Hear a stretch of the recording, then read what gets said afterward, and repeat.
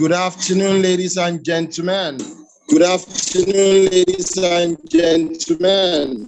It is yet day two of our wonderful parenting. Day two of I'm getting our feedback. I'm hearing what I'm saying. I'm hearing myself. So I'm getting a feedback. I'm hearing what I'm saying. Hello, good afternoon. I'm hearing myself. Can everybody hear me? Okay, great. Yes, it is day two of our wonderful parenting seminar, and it's so wonderful to see that Nigerians have been time conscious. Thank you, all of you that have been online, keeping to time.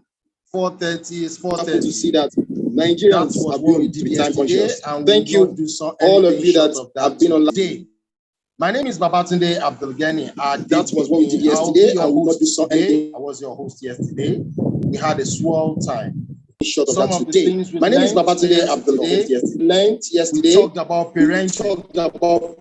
We reminded ourselves that there is no particular manual. There is no particular manual. We reminded ourselves that we have to be friends of our kids. And also friends of their friends. And also friends of that we need to ensure that we reminded ourselves that communication open. We need to ensure that engaging. We need to. So let me just take you through the rundown of what will happen today. So let me just take you. Today's event promises to be very good, just like yesterday. So we're going to have the keynote, just like yesterday, speech from our dear mother. She's already in the house. Then we'll take question and answer. Take question and answer. Panel session on youth and parenting. Then we go into a panel session on youth and parenting. Wonderful category. We have to take us to. And finally, go to the sorry. Sorry. Hello. Your voice is echoing. I think you have. Your voice is echoing. I think you have. My voice is echoing. So, okay, I have just one device on. And that's what I was trying to confirm the other time. And that's what I was Is it better now? Okay, yes, somebody must have put on. Thank you very much. Is it better now? So, as I was saying, just running you through what will be happening today. Just running you through what will be happening today. We'll have from one of our very good experienced mothers. Then we'll take question and answer. And then we'll go into the boost session. Without wasting much, and then we go into the boost. The echo has come back. Please, if you are the one giving me the echo, please take away the echo. I mean, leave it another day, but I don't need it today. Thank you very much. Let me run you through the profile of our keynote speaker. Thank you very much. Keynote speaker is a psychologist and a specialist on leadership. Through the profile. She's a specialist on leadership, team building, personal development, emotional intelligence, diversity, and inclusion. Leadership. Also, emotional intelligence, diversity. She was previously an accountant in practice before moving into the oil industry. Independent management consulting and academia.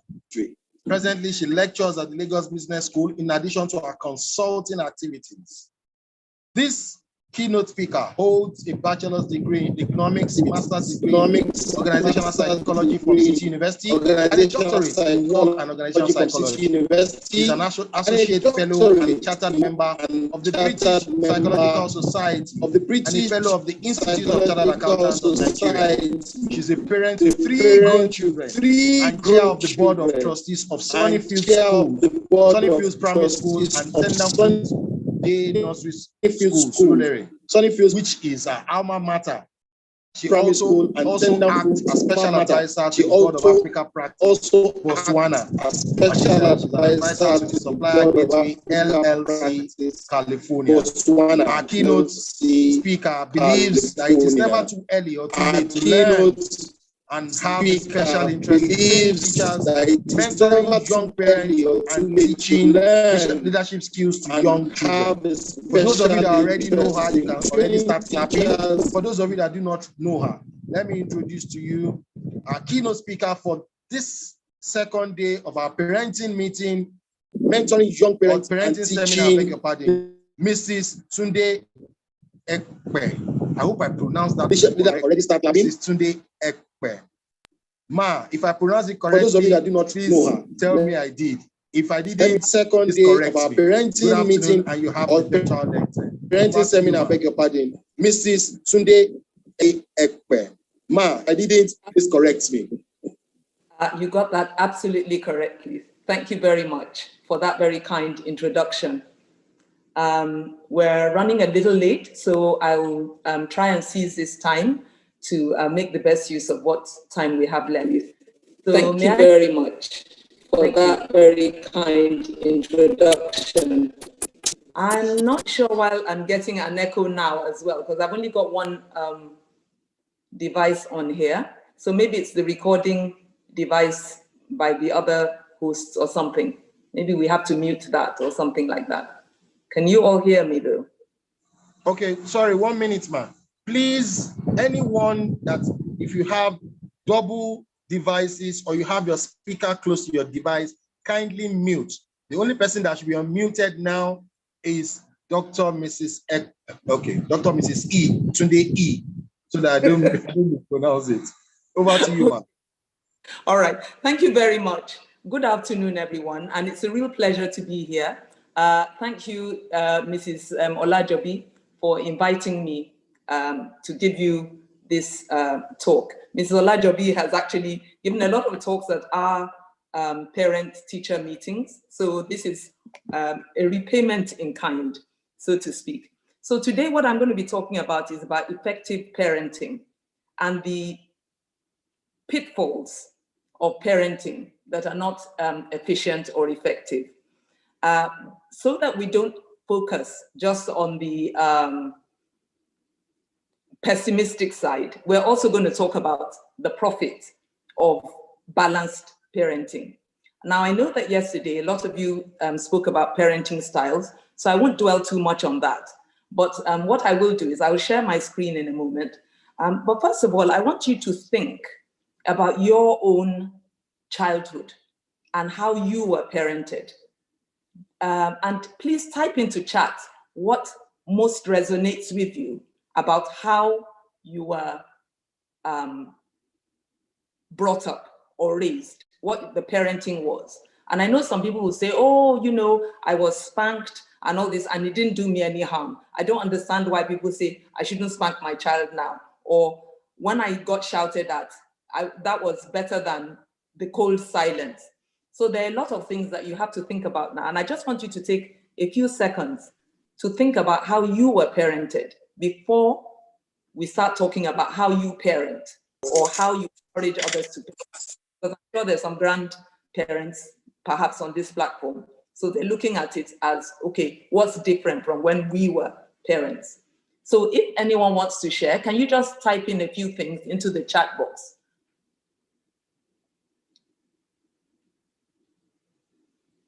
What resonates with you about how you were parented? What are the key things that you can think about? And maybe you still do the same thing for your own children. So I just want 1 or 2 points, please. Please share so that this is interactive and interesting for us. Otherwise, I'm going to be forced to call you if I look at the participant list.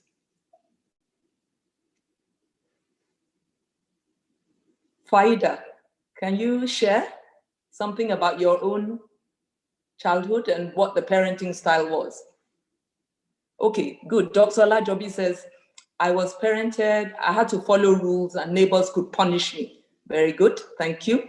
One key thing is having to wait to eat my meat only after the main meal. Yes, listen and obey. I was complimented by my parents every morning after greeting them. That's lovely, right? Anybody else want to share? So these are positive things because you wouldn't put them in there if you didn't feel that they were positive. Has anyone got a negative memory? Because all these sound quite positive.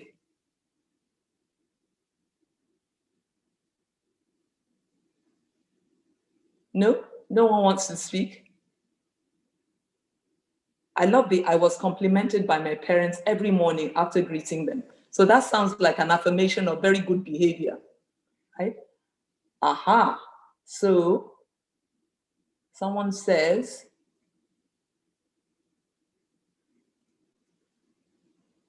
Negative for me was the koboko, okay? So I think a lot of us had that experience. We were spanked or beaten for doing something wrong. My father would never allow anyone to cut me off. So that's Rukaya, very good. It was fun for me with discipline though, and they built my self-confidence. Fantastic, Amina, thank you for that. I wasn't given much audience as I was raised with 4 elderly ones, okay? So being the youngest in a group of people who are much older, you weren't being given space. That's what I'm hearing from Rukaya, right? Although your father would never allow anyone to cut you off. So he probably recognized that, and therefore he helped you. Now, Rukaya, you say, my mom would always shout at me. But if you stop a minute and think about that, did she shout at you all the time or just sometimes? And why?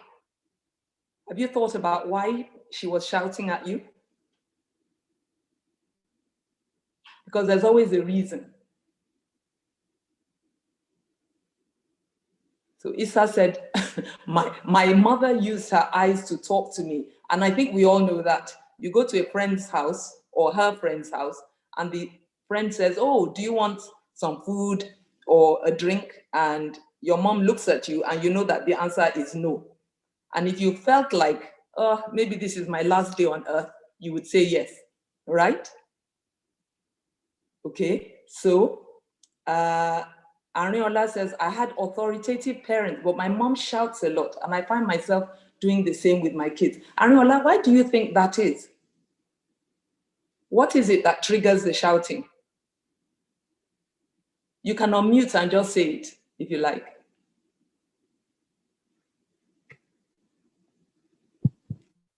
Good evening, everyone. Good evening. I'm not sure, but I know that a lot of times when she gets angry, maybe she went to work, she came back and the house was in a mess, she would shout and yell. And even up till now, as old as I am, she's 70, she still shouts sometimes. And sometimes I ask my mom, please, and I walk away. So even today, as I'm talking to you, she still shouted at me. I'm like, okay, mommy, I've heard. Please stop. So I think she's learned that she shouts because I think that's her default mode. I also do with my kids, but a lot of times my kids will come to me, mommy, you're shouting, and I apologize. But of course, when I'm angry, I'm like, okay, I get off, top of the room. I'm like, okay, you guys, please behave yourself. And then, we didn't get to do that with my mom. Once she shouts, everybody disappears and you're, scampering to do what she wants to do. And that was it. Well, so my dad was as I say, it wasn't you were not allowed to talk back.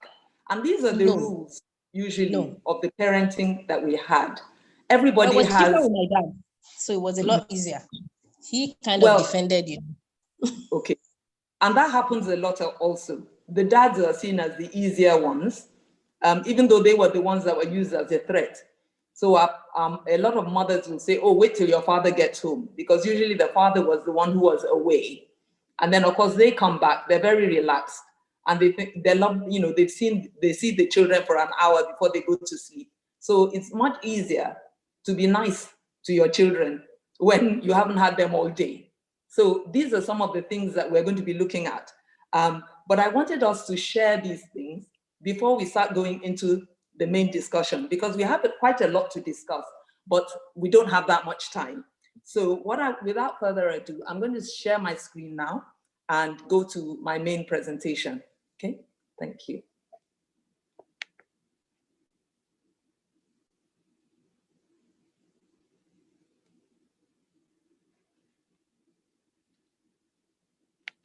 Okay, no, so now I'm hoping that you can you, no, you can't. Can you see my screen yet?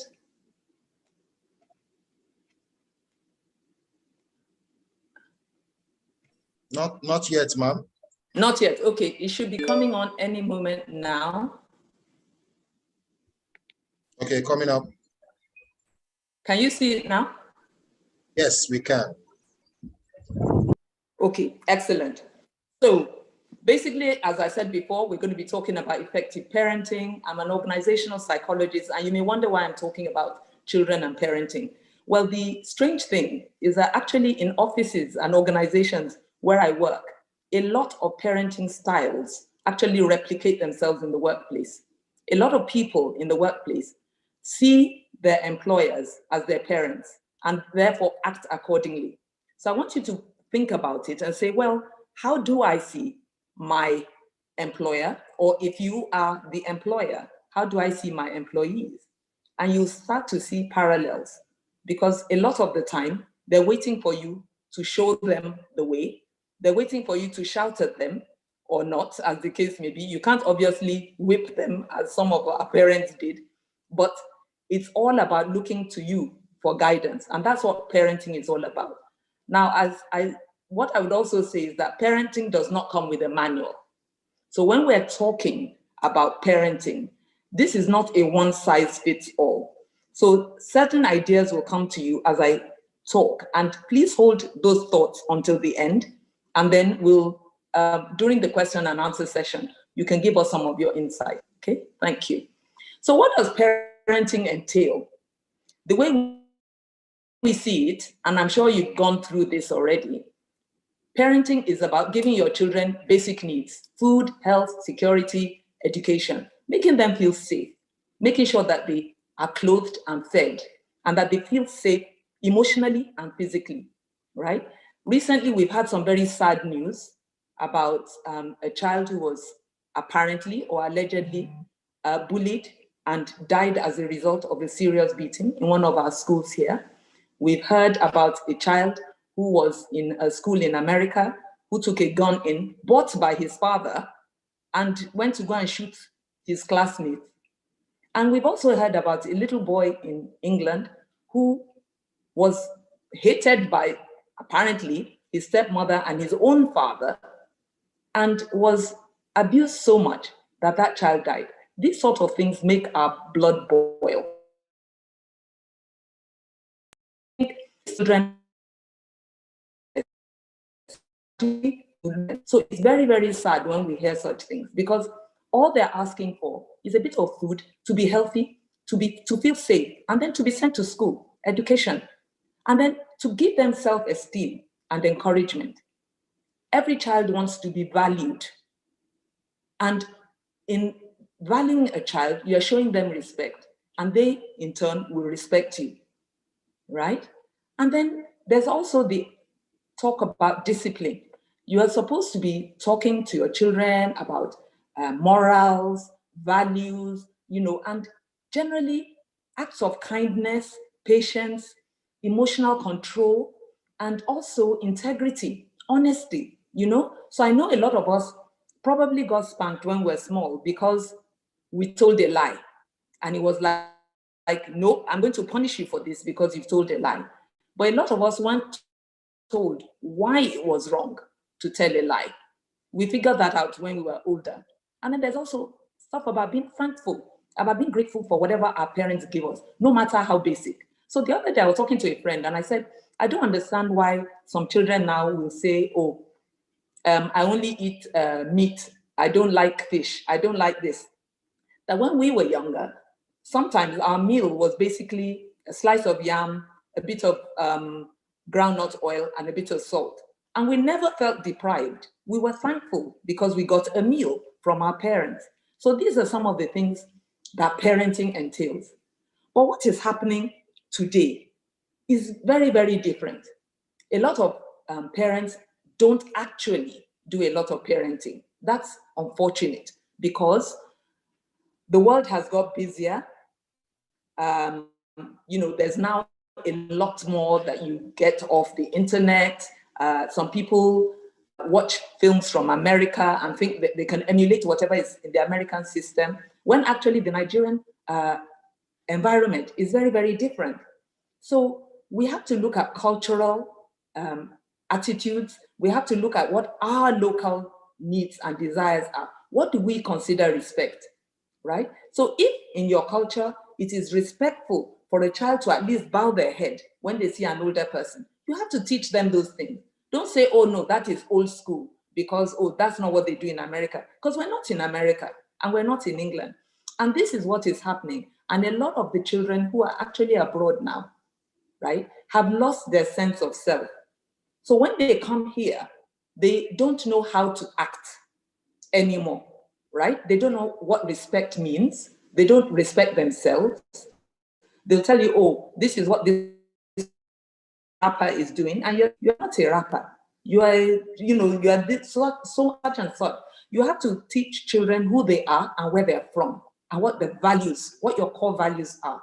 If you don't teach them, they're not going to know. So the other day, I asked a child, right? Her name was Ezinne. I said, Ezinne, which state are you from?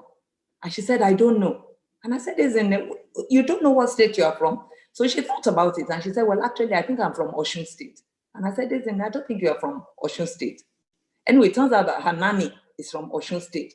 So her parenting is being done by her nanny, as far as I'm concerned, because her parents are too busy to tell her what her name means, where she's from, and to encourage her. It's the nanny that sits with her to do the homework and all that. So when the parents come, it is that they pat her on the head, they're back from work, oh, how is everything? She's done her homework, she goes to bed. This is not a good way of doing things. It is not to judge the parents, because I recognize that they are busy, but it's to get us thinking, how much parenting do we actually do? And how can we set this right? And we'll talk about that in a little while. So this is where I introduce what I call the parent-adult-child model. And it's a transactional analysis. And the reason it's called transactional analysis is that everything between the parent and the child is a transaction. You give me this, and I will give you that. So if you do certain things, your child will reward you with certain behaviors. If you don't do certain things, or you do things in a negative way, your child will give you a pitfall. So if you look at the circle P, that's the parent, right? Now you can be a controlling or critical parent, or you can be a nurturing parent. So a nurturing parent just takes their child as is and says, let me work with what I have, and I'm going to help you, and I'm going to make sure that I give you the best and I make the best version of you that I can. The critical parent is the one that says, these are my rules and you must stick to this. This is what you should do. This is what you must do. These are my expectations. They're very high, and everything is, you must just do this because I say so. So it is not giving the child a chance to think, this is what mommy says, and therefore that is what I must do. It's very difficult to teach what is right and wrong to a child when this is what I say, explain. And I'll come to that in a moment. Then look at the child. When the child is first born, it's free. It cries, you change the nappy, you give it food, you give it water. Then at some point, that child starts to realize that they are not the center of the universe. So they start to learn how to manipulate you. So if they cry and you keep giving them food, they'll keep crying because they are going to get food all the time. But if you look at a child and you say, hang on a minute, you ate 5 minutes ago and you ate twice what you were even supposed to eat. So you can't be hungry. Okay, drink some water. After a while, that child learns that by crying, they are not going to necessarily get what they want, because you are now reasoning with them like an adult. So that's why that adult circle is in the middle. And then the adaptive child means that the child starts to think, okay, I'm not free, so I'm going to manipulate whatever it is that I need to do to get what I want from my parent. So what might happen is that you say, this is what you should do, and so on and so forth. And the child says, okay, I'll do it. Because that child has learned that if I don't please my parent, I'm going to be in trouble. So that child starts to do things to please you, even though they don't necessarily believe in it. And what happens after a while? That child is going to rebel, because at some point that child is going to grow up, and that child might reject everything that you've told them. This happens a lot with religion. It happens a lot with morals and values. Why? Because once a child comes to the teenage years, they start to have, and even before, they start to have other influences. So that's so on. And I think that that one thing telling you that no, that's not going to work. Or they'll say to you, yes, I will do that. I'm sure there's some people on this platform who used to roll their father's cars down the drive to go to a party after they told their parents that they were going to bed at 9 o'clock, but they'll still escape through the gate and go to a party. The parents would go to sleep and think, oh, my children are asleep. And there have been a few tragedies around such scenarios where the police showed up and said, oh, the child died in an accident. And they're saying, no, he's in his room. And then they found that actually the child was not in the room.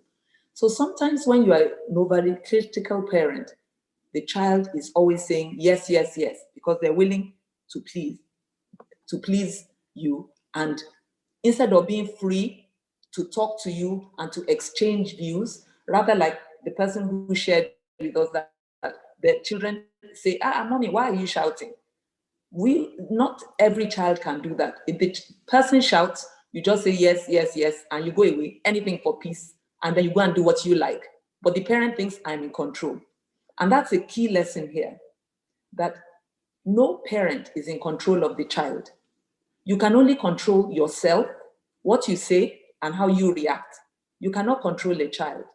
You can influence a child for a while, and you can influence a child for good. But anyone who thinks, oh, I'm controlling my child is not doing so, because you cannot be in control of a child. Everyone has agency.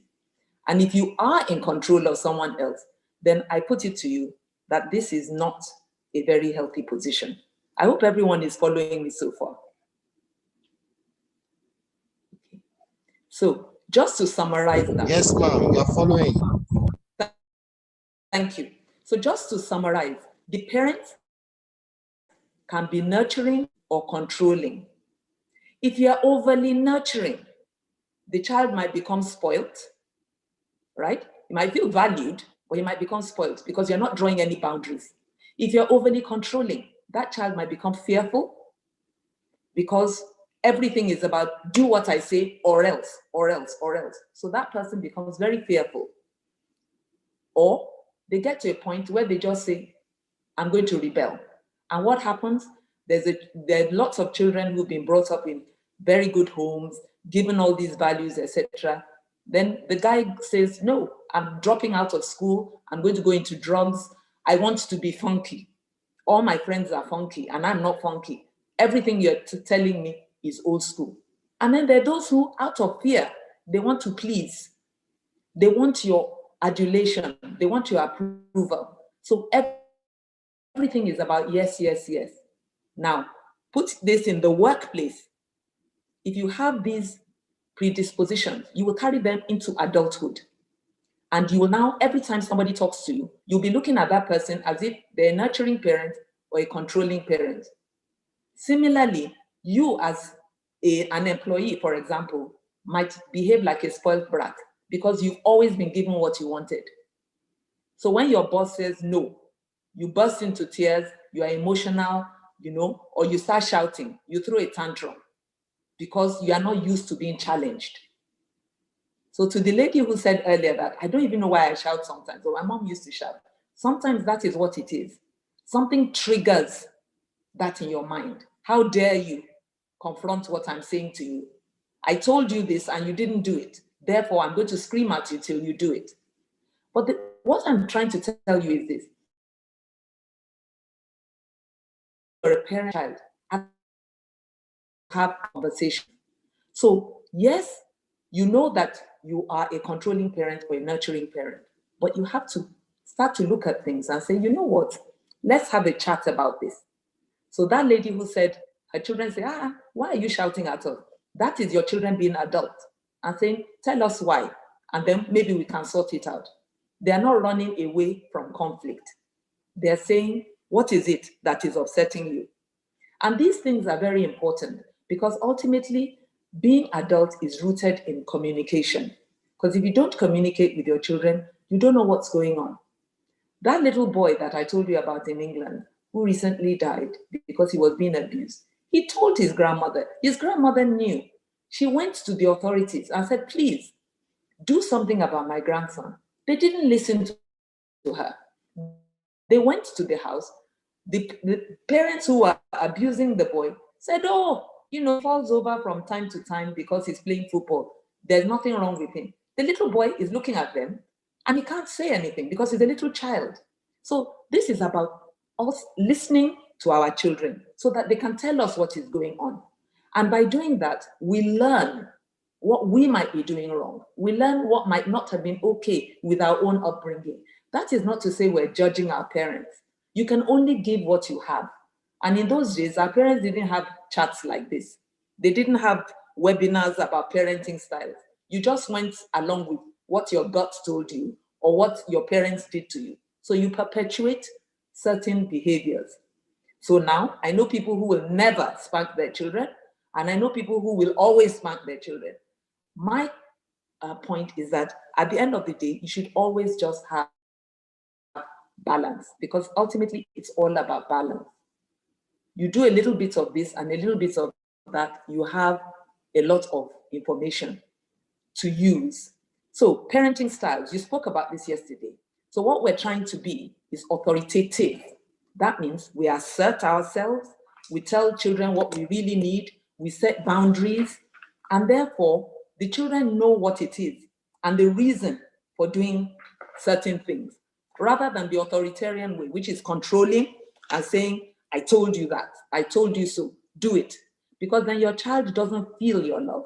It doesn't feel your warmth, And I've even heard some parents say, I'm going to smack you because out of love.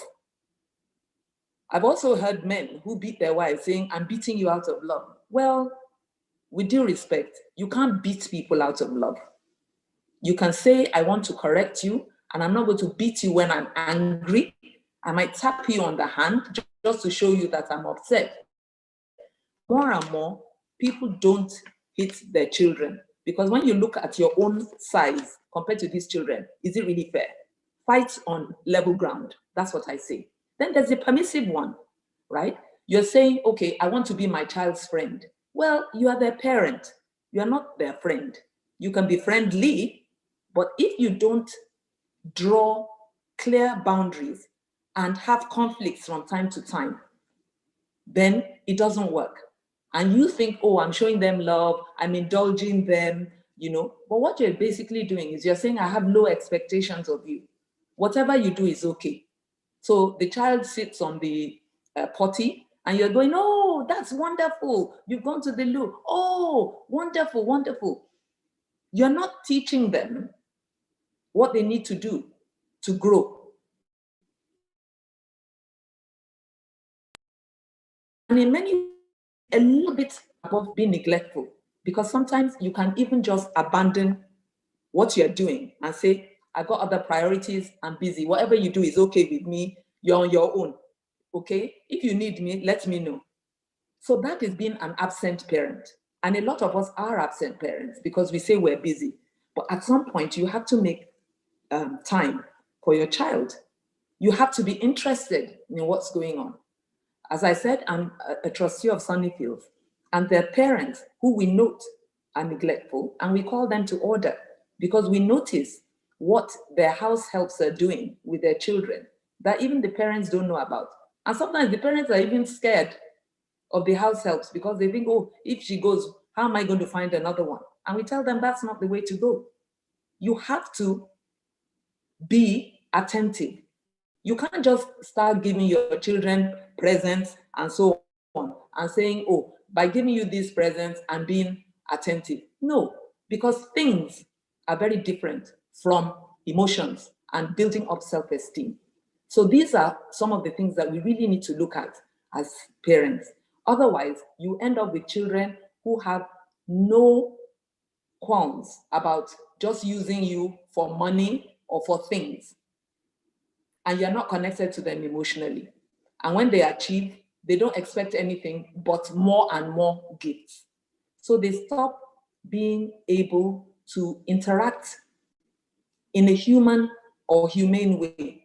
And what happens? These days, so many children are on electronic devices and so on and so forth, that they don't even know how to interact with other people. You have to interact with them to teach them how to interact with others. During the COVID lockdown, for example, a lot of parents were texting us and saying, we're fed up. When are they going to open the school? I've never had this much time with them. And then other parents were saying, this is fantastic. I didn't know my child was so clever. I didn't know that she could make up all these stories. So there are a lot of people who just don't know how to deal with their children because they're used to hiving them off to other people. And then this authoritarian thing about do what I say, not what not what I do, is wrong because you are the role model. You can only teach what you have. So you have to look at your own parenting style, how you were parented, and say, if I could have taught my parents, this is what I think would have been better. And then that's what you are supposed to use for your own children. So just to summarize that, right? If you're authoritarian, that means you're stern and punitive and you're very, very demanding. If you're stern and punitive, but you don't even enforce any limits, permit me to interrupt, ma. Parent. Sorry to say. Permit me to interrupt, ma. Yes, I like that you are wrapping up the 4 parenting styles. So once you finish wrapping up, I would like to interject and let's take some questions. Thank you, ma. Okay, so after this slide, I'll stop and take some questions. How's that? Because that's also wrapping. All right, great. Okay, all right, thank you. So basically, what I'm just trying to point out here is that after all that, it's about being sensitive and responsive to being demanding or enforcing limits or not having any limits. So some people have boundaries, some people don't have boundaries, right? So if you're really stern about it, you're being authoritarian and just saying, do what I say, right? So if you look at it here, right, from east to west is warmth. So if you have low warmth and high control, then you're authoritarian. You want to be authoritative. So you're nurturing, you're affectionate, but they know where they stand with you.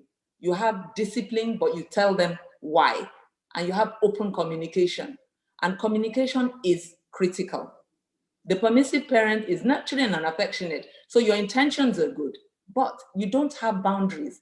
So I've seen children who come to school and sleep, and their parents will say, oh, they didn't go to sleep till 2 o'clock in the morning. And I always ask them, who is in charge, right? You're not their friend, you're their parent.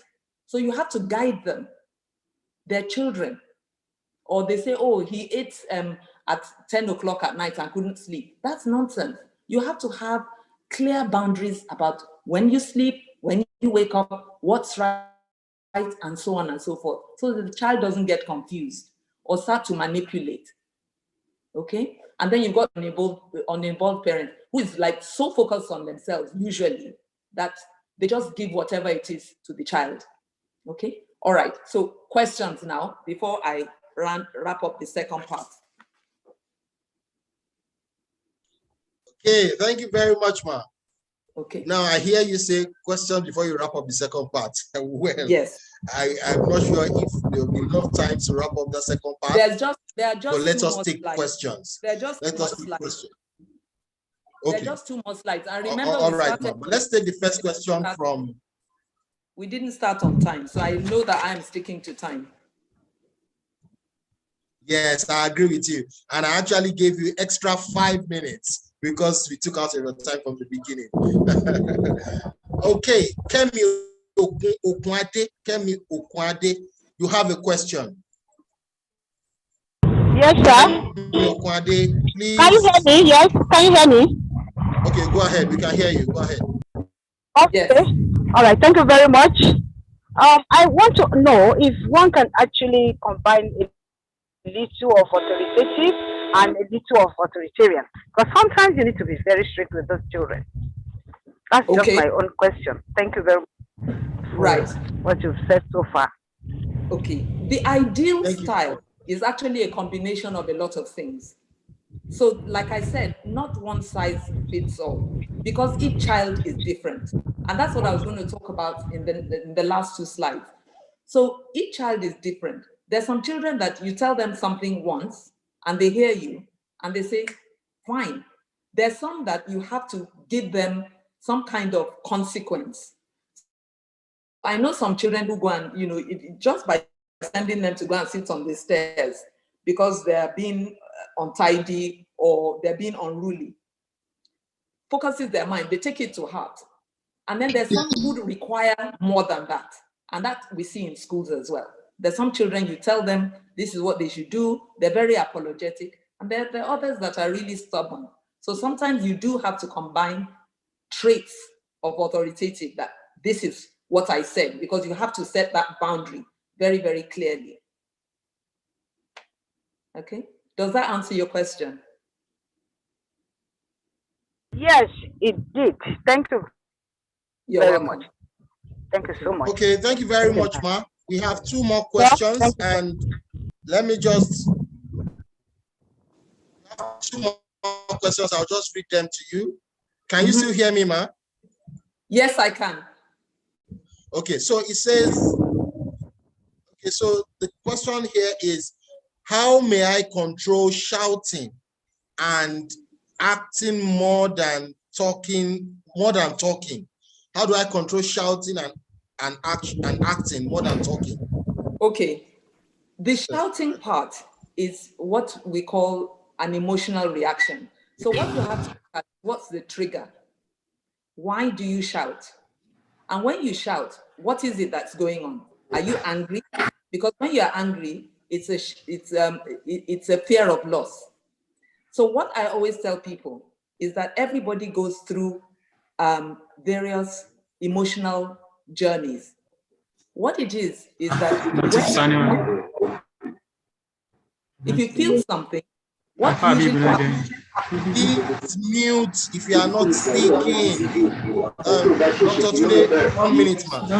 Please mute if you are not speaking. Mute if you are not speaking. These are some of the things we ask our children to do. When they don't do it, we become authoritarian. Please mute when you are not speaking. Thank you. Go ahead, ma'am. Okay, so what I'm saying here is that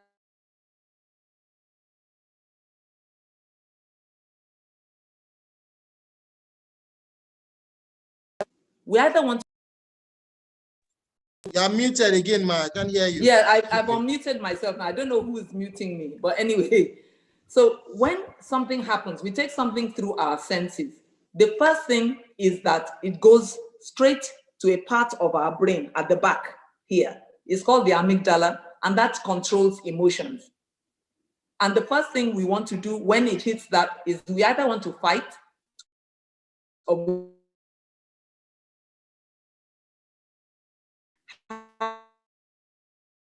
in front of our, it's called the frontal. So what we do is we pause. If you give it just 10 seconds, if you just count to 10 and draw a deep breath, you probably not shout. So it's just about pausing to say, what is it that I'm trying to say? What is it that I want? And how can I put it differently?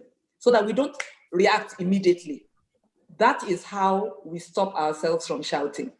Because now we can articulate what we want in a very adult manner. And we're likely to get an adult response when we do that, rather than we shout and we elicit fear or we elicit conflict in the other person. Wow. I hope that answers. Fantastic. I like that part where you say stop and count to 10. I used to be a shouting parent, but with this, I know I'm going to move from step B to step C. Stop, count to 10, then you can respond as an adult. Now, the final question, ma, as you wrap up your session, final question. Yes.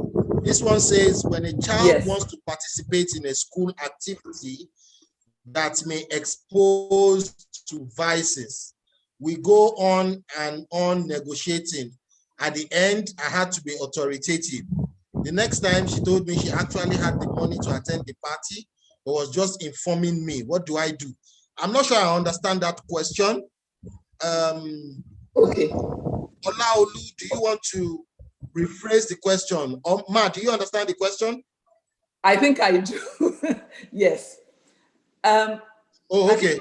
Okay. Mrs. Olajobi once gave a talk, and she told us, she said, look, A child is formed by the time they're 6 to 7 years old.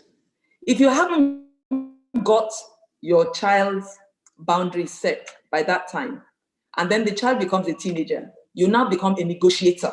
So that's why you have to keep talking. Because if you've left it too late to let them know very clearly where the boundaries are, then you are negotiating. So what this person is doing, or this child, is saying, I can do it, I'm just letting you know. They're also testing your boundaries because you are still the adult and you can get them to stay home. You can insist that you're not going to allow that to happen unless you feel that they are safe. But you also have to have that conversation about what your fears are and why you don't want them to go, and let them tell you why they think it's okay for them to go.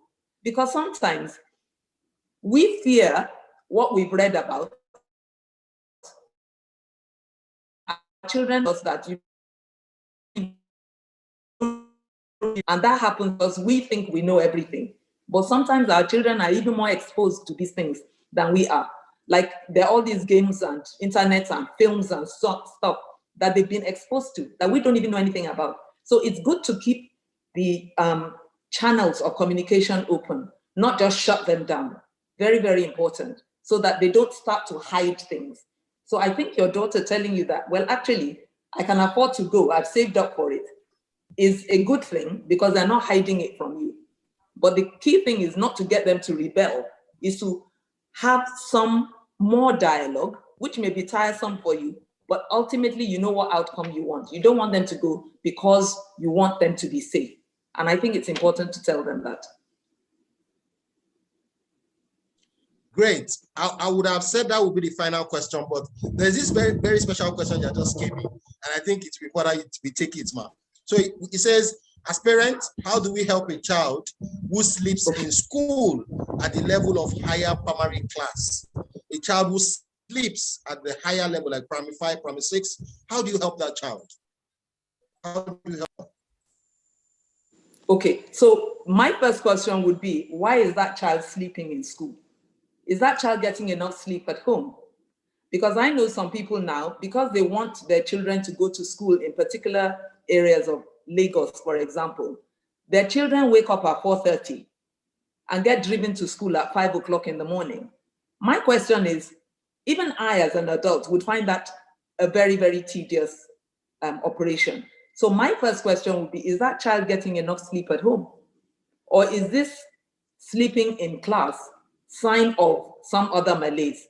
And I'm willing to bet that that child goes to bed late. So I would regiment that person, that child, and say, you have to be in bed by 8 so that you get your full quota of sleep. So even if, at least get your 8 to 10 hours of sleep every night is the first thing that I would say. I would look into that. Why is that child sleeping? And it's likely that they're not getting enough sleep at night, so they're tired. Does that work? Whoever asked the question. Yeah. Thank you. Thank you very much, ma'am. Now, time is far spent, but I wouldn't want to just cut this session like that. And that's why I'm going to ask for this request, ma'am. Permit me to influence you to just wrap up your session in 2 sentences, just 2 sentences. Do you have a deal, ma'am? I'm going to wrap it up. You're just going to give me 2 sentences to wrap up. Okay, so I've given the slides to Olajobi, so hopefully she'll be able to share the slides with anybody who's here. So the key things are keep communicating with your child. Note the parenting styles. There is no one size fits all approach. But most important of all, it takes a village to raise a child. Don't try and do it on your own. These days, we have a lot of single parents, both men and women. Seek help, because there are other people out there who have points of view that could help you. That is how I would put it. It takes a village to raise a child. Encourage others, communicate with your children, communicate with significant others, be they teachers, be they caregivers, grandparents, the people who might notice things that you haven't noticed and swap ideas, because we don't know everything. Thank you very much, and thanks for listening. Whoa. There is no other way to show appreciation to the justice you have done to the topic, man. Time is not on our side, but you have tried so much to give us so much nuggets and tips and answer our questions within that short time. Thank you very much. I must say to the organizers that summits as this needs to be repeated and given more time. So giving somebody like Dr. Tunde 30 minutes to speak on this kind of topic, I mean, he's not doing justice to it, you know, so we need to try to do more of this and, you know, put more time for pertinent topics like this. Thank you very much, man. As a recap, I cannot recap everything you have said, but the things that stood out for me very profound. You told us that transactional analysis model involves the parent, adult, and child model. And there are 5 categories of parent: the critical parent, the nurturing parent, then there is the adult. And in the middle, then you have the adaptive child and the free child. You told us that we cannot control a child, we can only influence. If you have not taken anything away from this session, hold that. If you think you are controlling your child, hey, I tell you, don't go there. If you go there, it's not you. You are not controlling. You need to work on influencing. So whether you are there or you are not there, the child, you'll be rest assured that the child will be of best behavior and will do the right things. Thank you very much, ma'am. Another thing that I need to take away here is that we need to be in the adult group with our kids. That is where you balance the control and influencing. There is reasoned thinking and there is conversation. That is where we should aim to be. I can't thank you enough, man, because you have given us so much to take away. If you are like me, that you enjoyed this session, please use your emoticons or mute yourself and give a round of applause for our keynote speaker. Thank you, thank you, thank you, thank you. Now that we have taken that first dose, I want to go into what is happening today, the panel session, youth and parenting. Some of our children, when they get to that youth age, that teen, you know, they want to, I know it, I did this. But if you remember what doctor said, that you cannot control them, you can only influence them, then at that age, I think there will be less fights, less argument. There will be more discussion, more communication, more engagement. But do not let me do this job of the panel session for the panelists. I have my brother who is ready to moderate this session, an event compare, is a radio and television host, is a writer and public speaker who also doubles as an HR enthusiast. Please join me to welcome Mr. Lateef Sonny as he moderates the panel session, Youth and Parenting. Over to you, Lateef.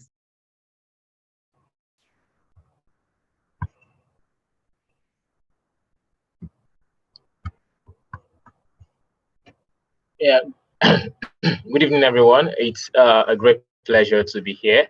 And sorry, could you confirm if you can hear me? Loud and clear. All right, thank you so much, Mr. Adengbide. It's always a pleasure. It's indeed a great honor to be introduced by one of those whom you look up to in various ramifications. Thank you so much, Mr. Adengbide, for the good work you've been doing since yesterday. Once again, good evening to everyone here present. My name is Lateef Sonny, as earlier mentioned, and I'll be moderating the session on youth and parenting. Like Dr. Ekpe rightly said earlier, that in times past, parents and even children never had opportunities for platforms like this parenting summit that we are having here. And at the same time, this particular segment, it will interest you to know that it's the first of its kind over the years that parenting summit has been holding. Why? Also because the children want to look at parenting from the angle of those who are who are on the receiving end of parenting. And that's why we're looking at youth and parenting. And I've got three interesting candidates here with me, my panelists, who will be joining through this in the next few minutes with me. I've got first, in no particular order, I've got Khalid Kadri. He is a recent graduate of economics and accounting from the University of Leicester, United Kingdom. He is currently in Nigeria to obey the clarion call of the National Youth Service Corps. He is a tech enthusiast, and he also co-founded a Muslim-friendly marketplace in the United Kingdom called umazing.com. He enjoys exploring new ideas and the possibilities of what is possible in this journey called life. He is very passionate about teenage and parental development, being a product of good parenting himself. He knows how effective that can be on a young adult's life growing up in a world where young adults think a lot is possible and are energized and eager to explore. He has volunteered for summer camp in Nigeria, also one of the products of a Brainy Educare for over 3 years. Ladies and gentlemen, it is my pleasure to welcome Khalid Kadri. I believe Khalid is here. If you are here, Khalid, could you just say hi to the house? Hello everyone. It is a great pleasure to be here with you guys as well. I hope everyone can hear me though. Loud and clear, Khalid. We can hear you loud and clear. Okay, yeah. All right. Thank you so much, Khalid. I'm glad to have you on board. Next up is Chide. I like the sound of the Chide. Is a chartered accountant. What a rhyme it does. Chide is a chartered accountant with about 5 years post-graduation work experience. She is an evolving professional. She is out to make a mark. Currently, she is the chief financial officer in the organization where she currently works.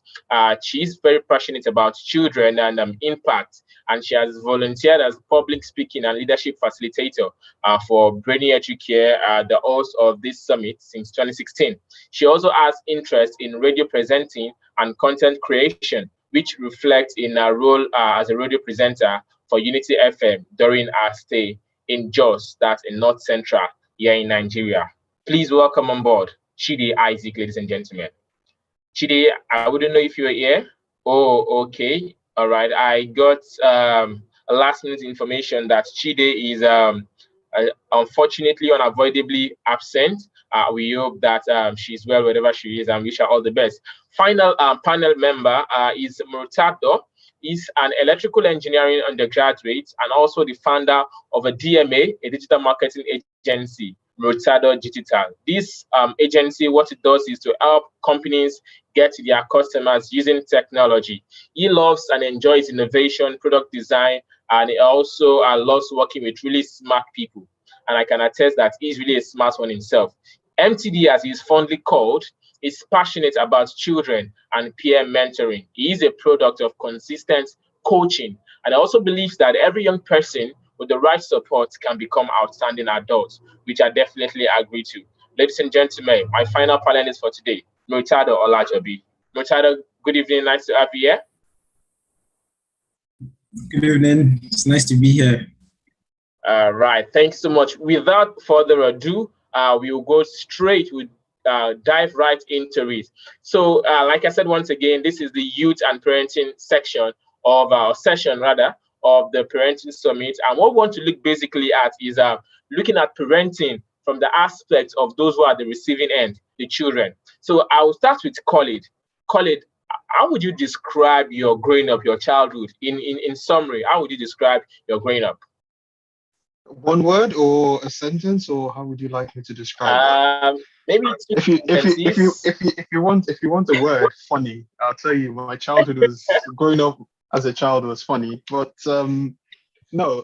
In all seriousness, it was a lot challenging because at some stage in my life I was struggling with my learnings. I was what you dub a slow learner. So it takes me 3, 4, 5 hours looking at the same exact page to understand one paragraph, so to speak. So yeah, I had to deal with that for a good chunk of my childhood. But here I am now, so doing well with the learnings I've gained over the years, my parents, different brainy programs that I've been to, and life in general, because you never know where you learn, because you learn from different people you meet, networking with different people across the world. etc. So yeah, I guess that'll do for some Yeah, of my life. yeah, very apt. I love the one word you used. Like your childhood growing up was funny. Murtado, how was childhood to you? And to add to that, how would you describe your relationship with your parents growing up? Well, for me, it was my childhood wasn't just one way or one-sided. It was sort of like a transition or evolution until it sort of shifted like over the years. Earlier on, I was I was more of an introvert, really introverted, and I love being on my own, like by myself, even at home. And so, um, but as I got older, I mean, my parents always made me realize that I couldn't do this on my own, and no man is an island. And so that was one thing my parents constantly said. And so that made me start thinking of, okay, how can I like start networking with people and start connecting and not just being in this shell of my own self. And I had one best friend like throughout like till I became an adult, and we were literally like together for most of the things. And so, I mean, I learned a lot and I loved experimenting. So making things, designing, um, programming, and yeah, my relationship with my parents was for the beginning part of it. It wasn't smooth actually. It was quite rocky, and there was actually a time I was going to run away from home. I remember that day my dad came to take me from school actually, but as I grew older, I got to appreciate like a lot of things that they did for me, and still daily I'm realizing the impact that some measures that they took are having on my life. So I'm grateful for it. All right, thank you so much. The part that got me is when you almost ran away from home. College, was there any time you ever had that thought of, do I run away? Are these my parents? Was there any time like that growing up? Something like Well, that happened to you? I'm sure I would have thought of it, but I wasn't in any situation to make that decision because I was locked up in the middle of somewhere in Ogun State, a boarding school. So even if I wanted to run away from home, it wouldn't be possible, so to speak. Well, yeah, I'm pretty sure I'd have thought about it a few times because I was a notoriously stubborn kid. So yeah. Okay, all right, system with you, Khalid. Was there anything you used to detest growing up, perhaps that your parents used to do, but that now you've grown to appreciate from the things they used to do or say to you back then? Yes, a lot of things actually. Quite a lot because the one thing you tend not to appreciate a lot is talking to your parents, communicating with your parents. Because like I said, I was in a boarding school. In a boarding school, you get one day for each class where you get to speak to your parents, and if your parents don't call, they don't call. That's it. You go along and you live your life for the next 6 7 years. In my case, because I had to take a class That's again. it. But as you grow older and as you move into different stages of your life, you start to appreciate the knowledge that they have that you might not have taken seriously when you're younger or during my secondary school days. Because I knew if my parent didn't call, I was just like, yeah, well, it's just another day. They're probably busy doing something and just forget about it. But because I moved out literally a year after I finished secondary school, I went back to the United Kingdom for my university, and it was pretty much like my first day in boarding school. You don't know one. I mean, I had families, but you don't know the environment, you don't know people. The only people you sort of know are the people that your immediate family around. And if you don't have that communication skills with them, it can be quite challenging. So that was something I would appreciate. I did appreciate in the end because my dad is the type that if you don't call him, he won't answer you. But at the end of the month, you won't get your monthly allowance. So and then what we do is a few days before the month ends and we realize we've not called, we just, oh yeah, Dad, we remember you're living somewhere. So yeah, because our monthly allowance is coming, that kind of thing. But as I grew up and as I got older, I started to appreciate those discussions because they do have things that you learn, and they have insight to things that you would never have thought of as a youth, because you're just about making money for most of us anyway. That's the goal, make money, not really the satisfaction of what you're actually doing. So yeah, I'll take communication. It's a big one. Very important one. Communication there. I'm being told that we are very much out of time, so we're gonna shrink a lot of questions into one another. So coming to you quickly, Murtado. Hinging on what Khalid just said, are there any actions or inactions of your parents that you feel might have influenced your decision, either your career decision or your personality all around today? Are there any actions or words they said to you back then, or inactions that you felt that, oh, looking back now, this thing that my dad said then, or that he did then, or that my mom did then, actually influenced my choice of career or who I am personally today? Is there anything you can think of right now? Well, I would say from my dad, it was that I can do anything that I set my mind to do. And for me, that was very empowering, because today I literally want to do everything, but I mean, I try to focus and do a few things.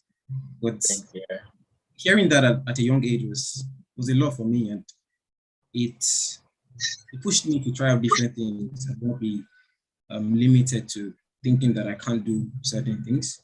And for my mom, it was that she always said, "Roti omaniti wonshe," and I mean that came out fairly well. Anyway, it came out fairly well. Yeah, it was, because anywhere I find myself, I used to think, okay, what will my parents think of this? Okay, they probably won't be so happy. Okay, don't let me do it. I mean, even though some things that I didn't think like were a big deal, but when I think about, okay, what my parents think about this, if they heard about this, then I wouldn't do it, because I felt like it wasn't the best decision. So, and also keeping friends. My mom spoke to me about friends and friendship, and the fact that you become like your friends. And so that really influenced me a lot. Okay, all right, thank you. So, Khalid, picking from what Murtado said about what he said, "Roti omaniti wonshe," like it's a Yoruba saying that you should always remember the child of whom you are. So now, mention something about having wanting to do something and then remembering how my parents feel about this. What's your take on children having to do things just because their parents feel it's good or okay for them? Taking and now into choice of careers, and because your parents feel you want to be, you have to be a doctor, and you don't want to be a doctor, but when my parents feel is good, and I just want to make them happy. What's your take on that? Well, it goes back to what Dr. Tunde said earlier when she was someone's not. Hello, I don't know if you can hear me. Okay, yeah. So I was just saying, going back to what Dr. Tunde said earlier, where she was talking about, there was a question and she was responding about parents having to set boundaries with kids, in the sense that the kids, like I was a kind of child that would just go out, it got to that stage. At the first stage of it was just telling my parents, well, I'm going out whether you like it or not. I'm going regardless. I don't care what you think about it. So it all boils back to that you get to a certain stage in life and you start to think, okay, if I did this and my parents were to find out that I actually did this, what would be the repercussions of it? So it was at that stage you start to think, okay, maybe this is not the right thing.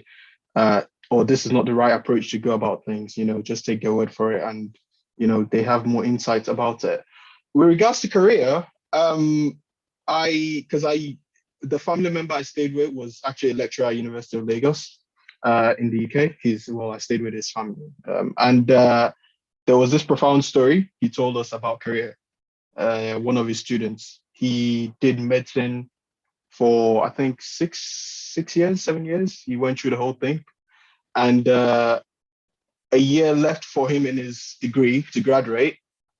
He told his parents, no, I'm not doing this anymore, because all my life, the past 6 years, I've been trying to, sort of please you, but I'm not gaining any satisfaction from it. I'm just doing it for the fact that, my mom or his mom in that case can tell them, yes, my son is a doctor, so to speak. And that was that was like that was what woke me up in terms of like, okay, if my parent told me to become a doctor and I don't want to become a doctor, then I'm not going to become a doctor. I have to do something that I genuinely like, because I don't want to be like him, spending 6 years doing medicine only for him to drop out at the end of it to start a mass comm degree for another 4 years. And funny enough, he was the best graduating student of his class when he did mass comm. So it just shows you the importance of parent not putting that pressure on kids, because a lot of kids would do things not to get the parents sad or to dishearten our parents at the detriment to the kid, because ultimately it's our life to live. Whether you like it or not, we're not always going to be on this earth forever. At some point, we're going to have to move on with our lives. And if you're doing something you're not enjoying, you're just going to fall to the bottom of the pit in terms of the people you're working with. So yeah, that was like a profound awakening call for me. And I was just like, you know what, I'm just going to do economics and accounting. It's a low level playing field. I can always go to any field I want. Everybody needs an accountant. I like money. It's a win-win for me. I'm not complaining. So yeah, there you go.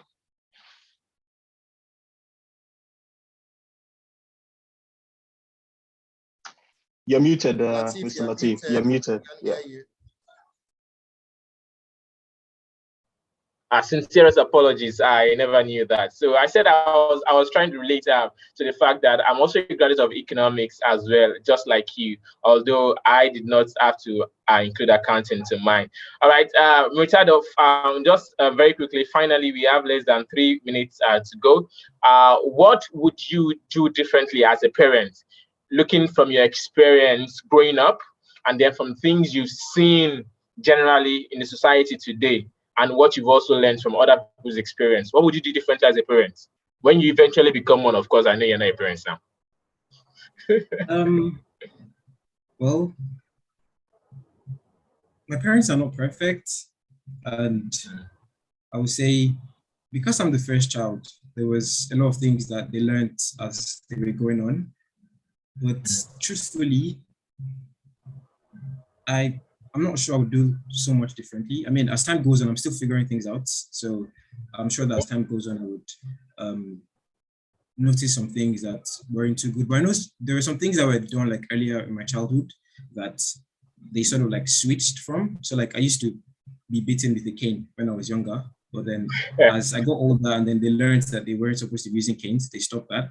And so there's not so much that I would do differently, but one thing that I wanted to say earlier was about your question about something that we hated like when we were younger, was that when I was younger, like my parents, so I went to ISL, International School University of Lagos, and I had friends who literally like had a lot of things. And then like one thing I really wanted was having a PlayStation, and I will always want a PlayStation. And so my uncle actually had a PlayStation in his house. So I used to go to his house to play PlayStation. And my parents never gave me a PlayStation. And I used to wonder why. And there were so many other things that my parents like did not get me. And my dad would say something. He says, comfort will ruin your life. And when I heard that, I thought that was harsh at first. But as time went on, that was sort of like a force for innovation for me. And I always wanted to create or solve problems to create a comfortable life for myself, rather than, so that sort of like made me independent. And so I didn't have to like rely on my parents for everything. And I mean, it's better for me because now I'm an adult and I don't have to like rely on my parents. And so I feel like not giving your children everything that they want is something that would pay off later on because they're able to think. I mean, I did not have extra or excess money, and so I wanted to make money for myself. And that's why I started a marketing agency. And that wasn't the sole purpose, but that was a force, like me trying to find solutions, because I know if I solve a problem, then I definitely get paid for it. And so, well, I'm sure like a lot of my friends that had PlayStations and everything that they wanted were not able to like think as innovatively. And so that's something that is very important. Wow, sincerely, I wish we had time as our friend, because there are a lot of aspects we have explored, the use of cane and things more from picking from your our conversation here. But finally, Khalid, I want to go back to something you said, and I'll take this as your last words on this as well, because we're Okay. wrapping up already.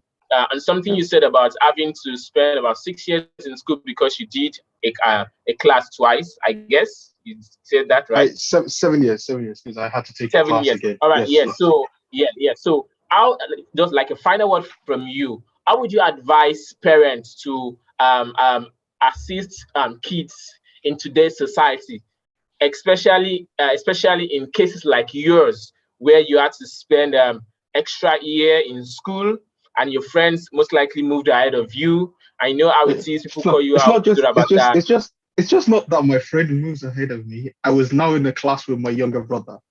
So You're exactly. So yeah. it, So it comes with it's a lot of yeah. psychological effects, low That self-esteem, that was my things introduction like to that. Brainy. That I think it was that Oh, period that I got introduced to Brainy. That was where I started speaking to Dr. Lajobi, and I started working with the Brainy team. It was that period, okay. that So from transition period. yeah, so from your So experience from that to now, what's your advice to help for parents to help their your kids growing up, as a wrap up listen, from your end?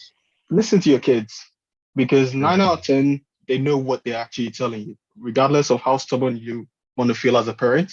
Just listen to Ah, them, because nine out of 10 times the kid is indicating what they're struggling with, albeit they might not be able to communicate it as adults, but they know what the problem is. But because as parents, it's like, oh, this is the way we've done it. And that's a big thing that I've noticed among parents to parents. children is the Yeah. Gen Z, the different generations, regardless.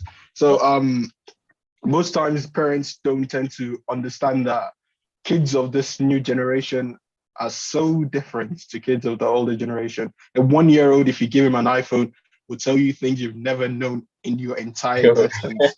So it's those kind of things that you have to take into consideration, and just make sure, because I was in a very bad place then, because yes, my colleagues were a year above me, they graduated before me.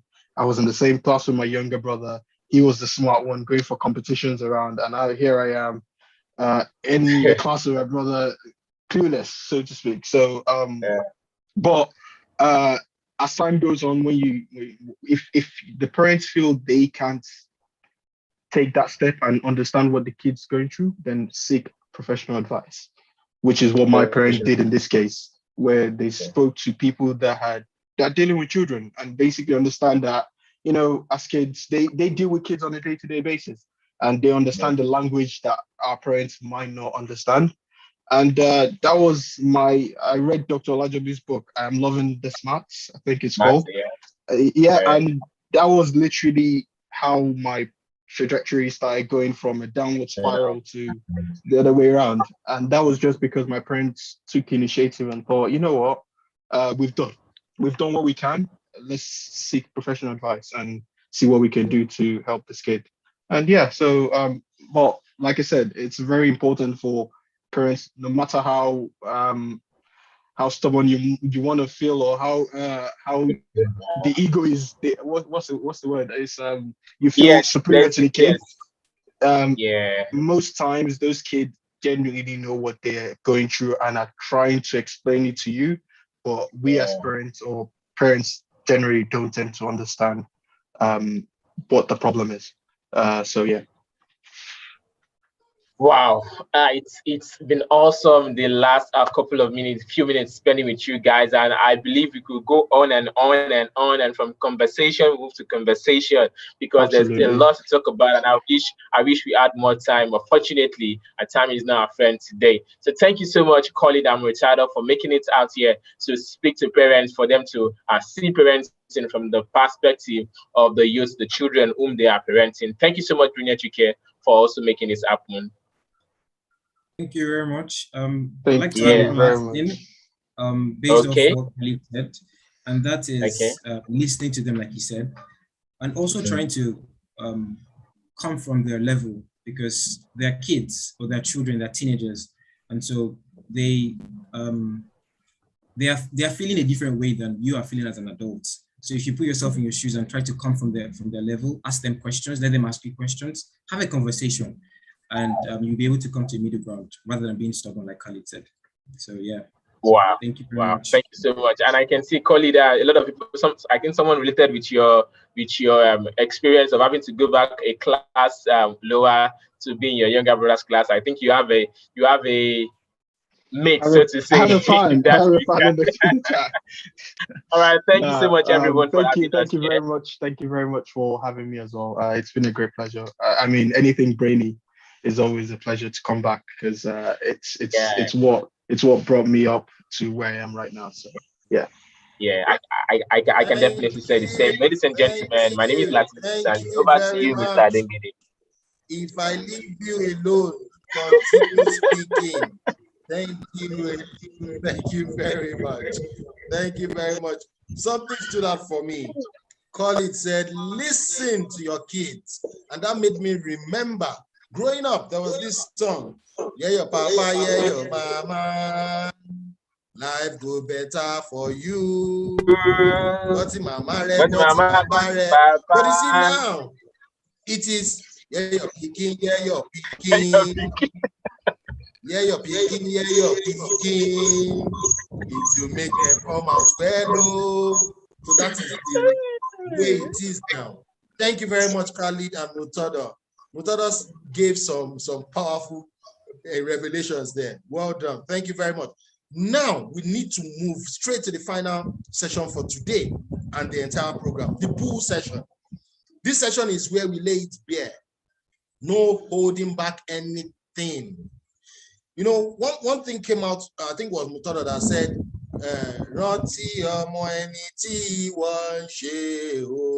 remember the son of whom you are. That was in those days. In this day, do you know what they hear? Do you know what they say now in this day? They say, what do you want me? Ah, what you want California, Peru. No, I'm in San Francisco. San Francisco. For the bull session, before they start looking for me, we have three powerful speakers that would share with us what they think about this course. Yes, let me call it course, seminar, lifelong course called parenting. And the first person is Nkem Adeniran Adedokun. She's an educational psychologist. She's the secretary of the Association of Nigerian Educational Psychologists and associate educational psychologist and Brainy Educare. Mrs. Adeniran Adedokun is also the founder and maternity consultant at the First Time Moms Academy, an online support group for expecting time for first-time expecting moms. The academy educates, supports, and prepares women who are pregnant for the first time towards the arrival of their baby and early motherhood. Mrs. Nkem Dilim Adeniran Adedokun is married with children. If you are in the house, please just say hello. Mrs. Nkem, can we hear hello? Hello. Fantastic. Yeah. Thank you. Before you go ahead, let me quickly introduce the second speaker. You know, when we were growing up, we were taught that when you say anybody wearing glasses, that person is a fico. That means that person sabi book where. So now, looking at this second speaker, you can see her wearing glasses. She's an efiko. Who is she? She's a DJ. No, not this jockey, but Doyinsola Jawando Adepomeyin. She's a behavioral analyst, a psychotherapist, self-love and relationships counselor. She's an educational consultant and certified autism specialist. Wow.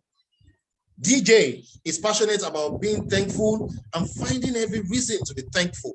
She is the curator of thankfulness, through which she motivates others to reach inwards for more. DJ or Doyinsola Jawando Adepomeyin is the principal consultant at the Coconut Spectrum Educational Consult. She's also co-founder and coordinator at the Learning Place Center for people living with special needs.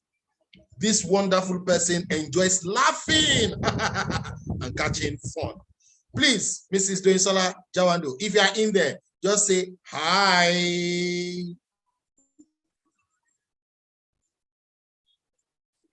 I'm not hearing that. She's not here yet. Okay, I'll just move on to the third person. Let me know once Mrs. Doinsola joins us. The third speaker today is someone that has so much passion for learning, for education, and as well for children and parents. She has a budding community where she nurtures parents to be thankful, known as parents wey sabi. Correct. She's an early childhood educator, a mom changing parenting narrative through storytelling and real life experience sharing. A joyful human, fully dependent on God's green light. Wow, God's green light. Hearing that for the first time. Mrs. Amaka Ezekwere. Oh, I hope I pronounced that correctly. Amaka Ezekwere. Yes, Amaka Ezekwere. Ms. Amaka, are you in there? If you are there, just say,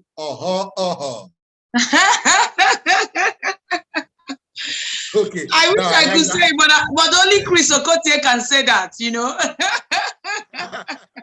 I like your version of your All right, let's take it directly from you. Since you gave us that wonderful laugh, we'll take it from you. You have 8 minutes to speak to us on the topic given to you. 8 minutes. And we'll take 2 minutes for question. 8 minutes. Lay it bare. No holding back. Give it as it is. Serve it as it is. Hot, hot, hot. Over to you, ma'am.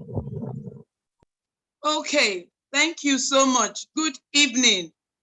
And I'll just go straight to the point. Thank you for having me here. Coping with the storms of teenage years. And the first thing is, who are these teenagers? And we already know them, 13 to 19. Some of them develop quite before, they develop well, even before they become teenagers. But the most important thing is, are you aware of what the teenage age represents? Are you aware of what the teenage age represents? We need to be aware. The teenage age represents what? Copy and paste age. This is the age where your teenagers want to do everything they see their mates do. It is not about what you do anymore. It is about what their own age mates do. They want to, go to parties. They want to live the life. They want to do everything that their mates do that you do not allow them do. So it is a copy and paste age. It is the pressure age.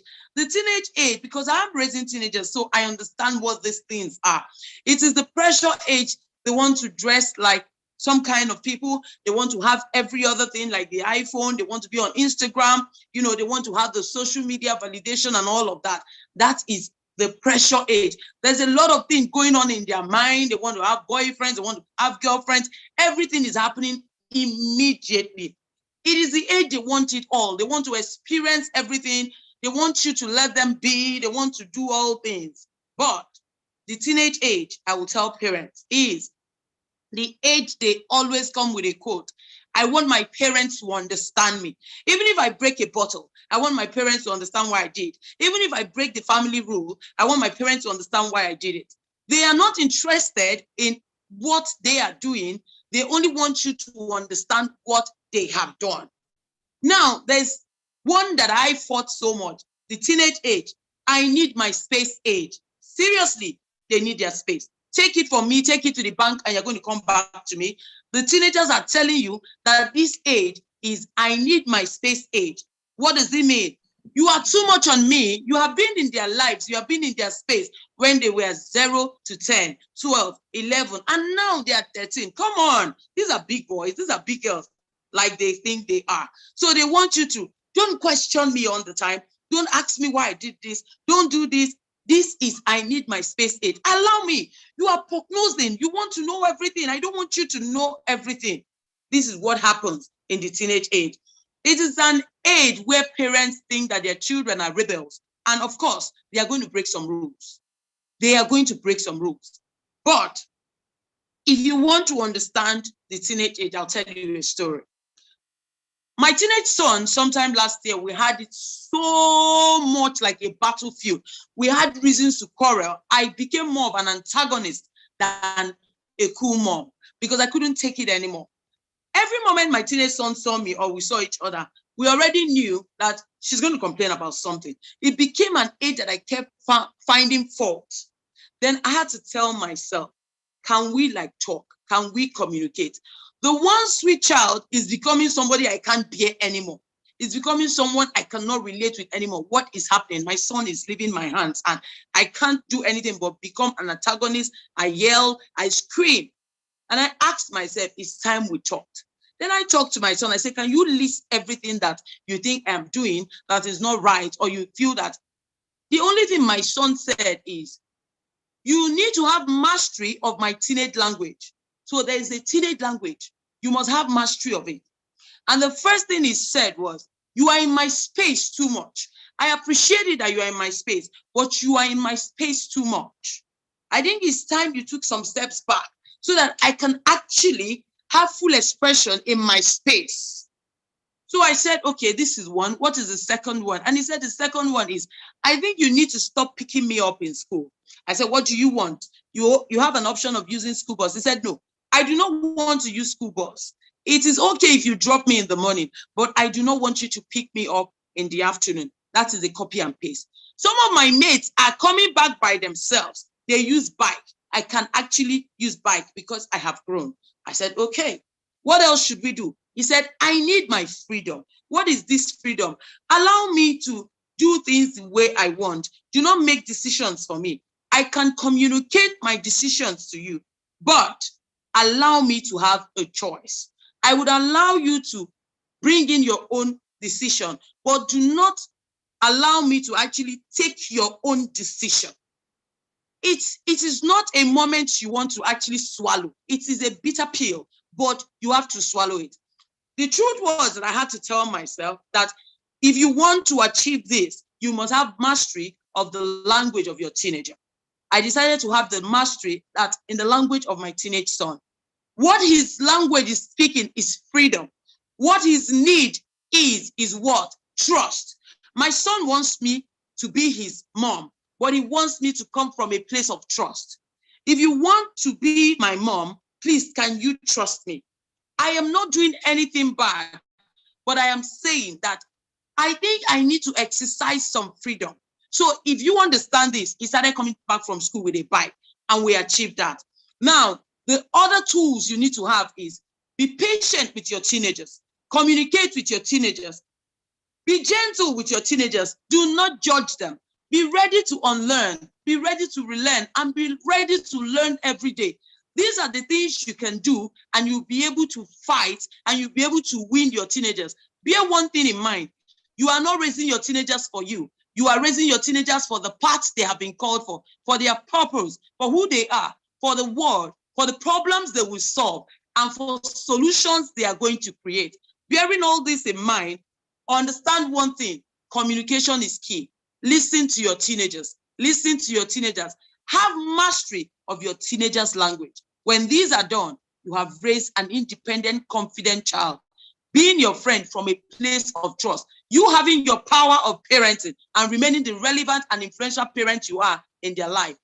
Our kids, mostly our teenagers, hear more. But one thing is, most of the things they do is what we show them, not what we tell them. Thank you. Wow.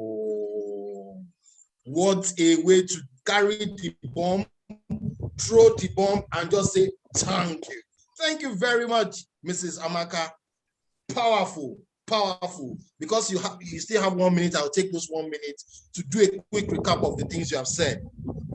But before I even recap, I hear a lot of say, listen to your children, listen to your children. And a part of me is asking, why didn't you tell our own parent during our time to listen to us? During our time, it was one way. You don't listen, you don't take them. You not listen, they don't look you with eye. Then if you don't understand eye language, you are in trouble. If your mom says, go, you want to go out, go. That means don't go. And that is in line with some of the things you said here. Is the age of copy and paste. I will never forget that. The pressure age. I like the way that you brought it out. You didn't sugarcoat anything. This is the age they want boyfriends, they want girlfriends, they want their space. And they keep saying, yes, mommy, try to understand me. But things that I'll take away, as parents, we need to create trust. Trust our kids. We need to be patient. Remember, mommy, be calming down. We need to be calming down. We need to be ready to unlearn those things we thought we knew, but they are wrong. We learn those things that we already know, but you have opportunity to learn them again, then learn new things. Communication is key, and listen to your children. While we'll be taking in all of that, let's quickly go to Madam Nkem, because I see when Mrs. Amaka was speaking, she just kept looking at, wow, see fire. She's just pulling it out. Now, Madam Nkem, in the next 8 minutes, Mr. Amaka, please hold on. We'll have questions for you, but let's go to Madam Nkem. In the next 8 minutes, please blow us away. Tell us those things we need to relearn, unlearn, and learn. Over to you, ma'am. Okay. Good evening, everyone.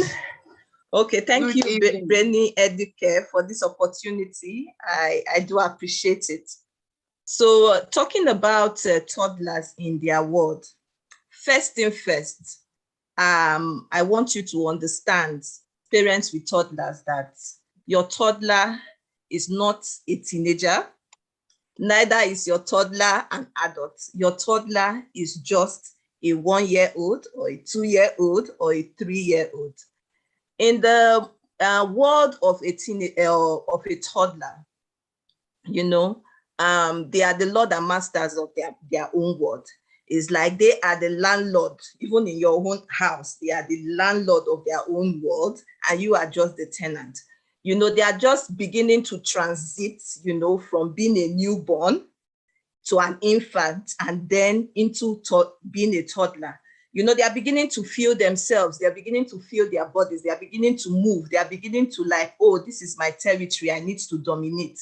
Okay. So the mindset parents with toddlers need to understand the fact that a toddler wants to explore. That is how a toddler is wired. So parents need to be able to understand first the mindset, how the mind of a toddler works. So when you're able to understand how the mind of a toddler works, I'm not assuring that it's going to be totally easy, but it helps you to understand how to deal with your toddler. Now, the mind of a toddler is they want to explore, you know, they want to dominate their territory. And they do this by demanding their independence. And, you know, because they go about, you know, scattering things, you know, they are exploring. For those of us who have toddlers, or for those of us who have passed through that stage, who have watched Dora the Explorer, you know that in the world of Dora the Explorer, she's always on an adventure. That is the same way a toddler is. You can't even take that away from them. They will explore, scatter your house, do everything because they want to discover. They want to dominate where they possess. And it's interesting because I was reading a book on Maria Montessori, and she was talking about what is called the circle of activity. And that caught my mind because it just made me understand the kind of things that my toddlers, my teenagers now anyway, were doing when they were young, particularly when I was a first-time mom. I really did not understand why my toddler will not sit where I want them to sit, or they just want to scatter things or disarrange things, or maybe keep on repeating things. But when I read that part of the book, it made me understand that, okay, that there's this thing in the life of a toddler, in the life of a child, where it's like the activity is in a circle. Meaning that, let me give an example. For instance, you will see your toddler, it's common with toddlers, is climbing a stairs. You know, they always want to dominate, they conquer, you know. They see a staircase and they feel within their mind that I can go through and I can get to the top of that staircase. And for you as an adult, you feel that, oh, this child is going to fall. Yes, okay, because your duty as a parent of a toddler is first to observe and to supervise. I repeat, is to observe and to supervise, okay? Like when we say for the teenagers now, you have to listen to them. For a toddler, what you need to do is to observe. Then when you observe, you supervise. You supervise in the sense that you don't want them to get hurt. Going back to the circle of activity, so what happens is that child, you consistently see that child wanting to climb that staircase. And if you leave that child, and when the child gets to the top, it's like the child has achieved something, okay? And you will see the child smile and say, oh, I've conquered, I've achieved this thing. And again, we'll go down that staircase, okay? I will try and repeat it again, you know? So until that child begins to you know, complete that activity that it has started, the child will not rest, okay? And there's another example that she gave was that, okay, there was a stack of napkins, and this particular child started moving the napkins from one table to the other and will stack it the same way. And they began to wonder that, okay, why is this child trying to do this thing? This child simply wants to be able to do things on their own, see how it is to have moved it from one place to the other. So in this light, my advice to parents is that in as much as you are, you know, you are angry, you are upset about the things that your toddlers do, it is important that you allow them to have their space, okay? Having their space, not like the teenagers anyway, but having their space in the sense that you will be supervising them to do what they need to do. Because what this helping them to complete this activity will do for them when they become teenagers, when they become adults, is that it will help them to have an organized mind. So when you now go there, for instance, you see your child is moving toys from one place, scattering the toys and all that, and you start shouting, well, you just go there and you start arranging those toys for yourself. In the mind of a child, what the child will start thinking, especially a toddler, will be like, okay, my duty is to scatter, the duty of mommy is to arrange. So when that child begin to grow up, and you know, at that child, things are being formed in the mind of the child. So that child now has the feeling that, oh, my duty is to scatter, and the duty of mommy or daddy or anybody around me is to arrange. But the way you can help that child at that point in time, not really to get angry, is the fact that you will try to form a routine around this thing that this child is doing. For instance, okay, the child, normally they play with their toys and they scatter everything around. You get a cute basket or something like that, and just model the fact that, oh, you've played with your toy, you role model it to the child, picking up the toys, putting it back. And over time, yes, it takes a while anyway. So over time, it will be formed in the mind of the child that, okay, this is the right thing to do. But you know, the other side, you know, because toddlers can really be difficult, particularly the 2-year-olds that we call the terrible twos. You know, they can really, really get on your nerves. But the truth about it is that one thing you need to understand is that the toddler sees the world in their own perspective. They are not seeing it through your own eyes. They are seeing it through their own eyes. So anything that they are doing is within their own mindset. And again, let me say it the way it is. A toddler is one who is manipulative. Okay, a 2-year is, you can regard a 2-year-old to be selfish in good because they're always thinking of themselves. And again, you can see them as being very manipulative. Like for instance, let's say a 2-year-old who throws tantrums. They are very good at throwing tantrums. And when they throw these tantrums, you know, the thing there is that you yourself, you get angry, you start shouting, the child on his own will start rolling on the floor and all that.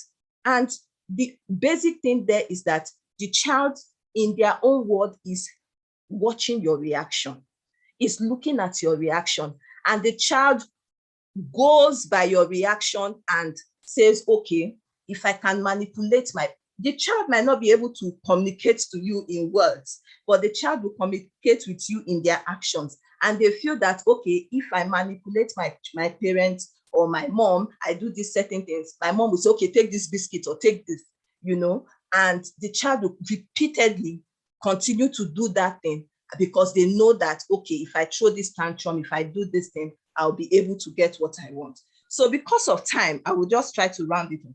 In all these things, You have just one sentence to finish.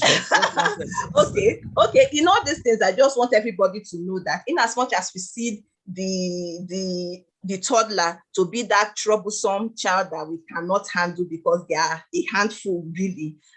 The basic thing that we need to do is to take out time to observe them, to supervise them, and again, help them to be able to manage their emotions, particularly those toddlers who have throw tantrums and the rest of them. If you go to my Instagram page, you will see something that I have there that is called the anger thermometer. I wanted to introduce it to you, but I know there is no time. If you go there, that anger thermometer will help you teach your child how to manage their anger. And there's another thing called calming corners. When you have, for toddlers, it's very good. Anger thermometer. Yes. Then you also have the calming corner, which will also help your toddlers to calm down. Okay, thank you so much. I wish we had more time. Mrs. Nkem, yeah, I also wished that we had more time. Believe me, I wished we had more time, because things that all the speakers are delving into, they are not things we can finish in 10 minutes, 30 minutes. Organizers, this is a call for you to repeat this and give us more time so that we can, delve into this. Some of the things that stood out for me, you said your toddler is not a teenager or an adult. Don't deceive yourself. Okay, adults, you are talking. A toddler is a toddler, and in his own world is the landlord. You have to accept it. Somebody said landlord, we know they pay money. Yes, just accept it. It's the landlord that doesn't pay house rent. They want to explore and dominate. That is why they are toddlers. They have the cycle of activity. I like the part where you said they believe that their own duty is to scatter. Daddy and mommy's duty is to arrange. But what do? Create a routine for them. Make them responsible. You couldn't have said it any better. Unfortunately, we didn't have enough time. Please hang in there. Questions are coming. We don't have DJ in here with us, but we have somebody equally capable. However, I would not bore you by reading her profile. This is someone we already know. In case you do not know her, she wears glasses. In case you do not know her, she covers her hair. In case you do not know her, she's a female. In case you do not know her, her name starts with O. If you are wondering, wonder no more. Mrs. Eniola Olajobi. Please, you have 5 minutes to do justice to the topic DJ would have handled. Over to you, ma'am. Okay, thank you very much, Mr. Adegbide. Good evening, amazing parents. So Mrs. Doinsola was supposed to take us on how to handle parental overwhelm, and I'm going to do that very quickly. I would just say, let me just share tips. Yes, because I have just about 5 minutes. Number one, we need to realize that when it comes to parental overwhelm, we're all in this together. You're not the only one.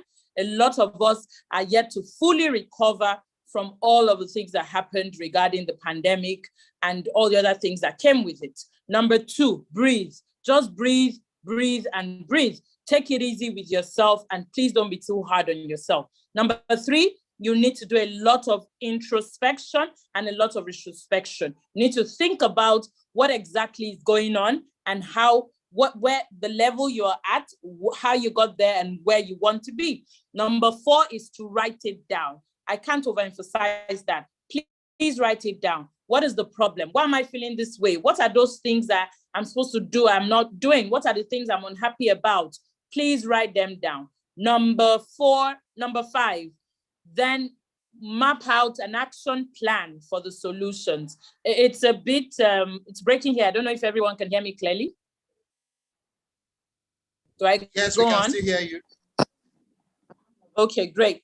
So number five, what are the action, build an activity plan rather. Number six, realize that your kids are probably overwhelmed as well. So please don't take their misbehavior personal. Sometimes I hear parents say things like, oh, my child is just doing this to get back at me.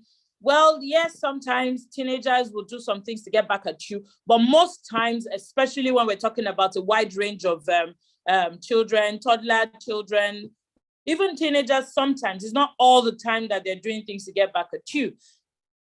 They are also going through their own share of overwhelm, and so we should not take it personal.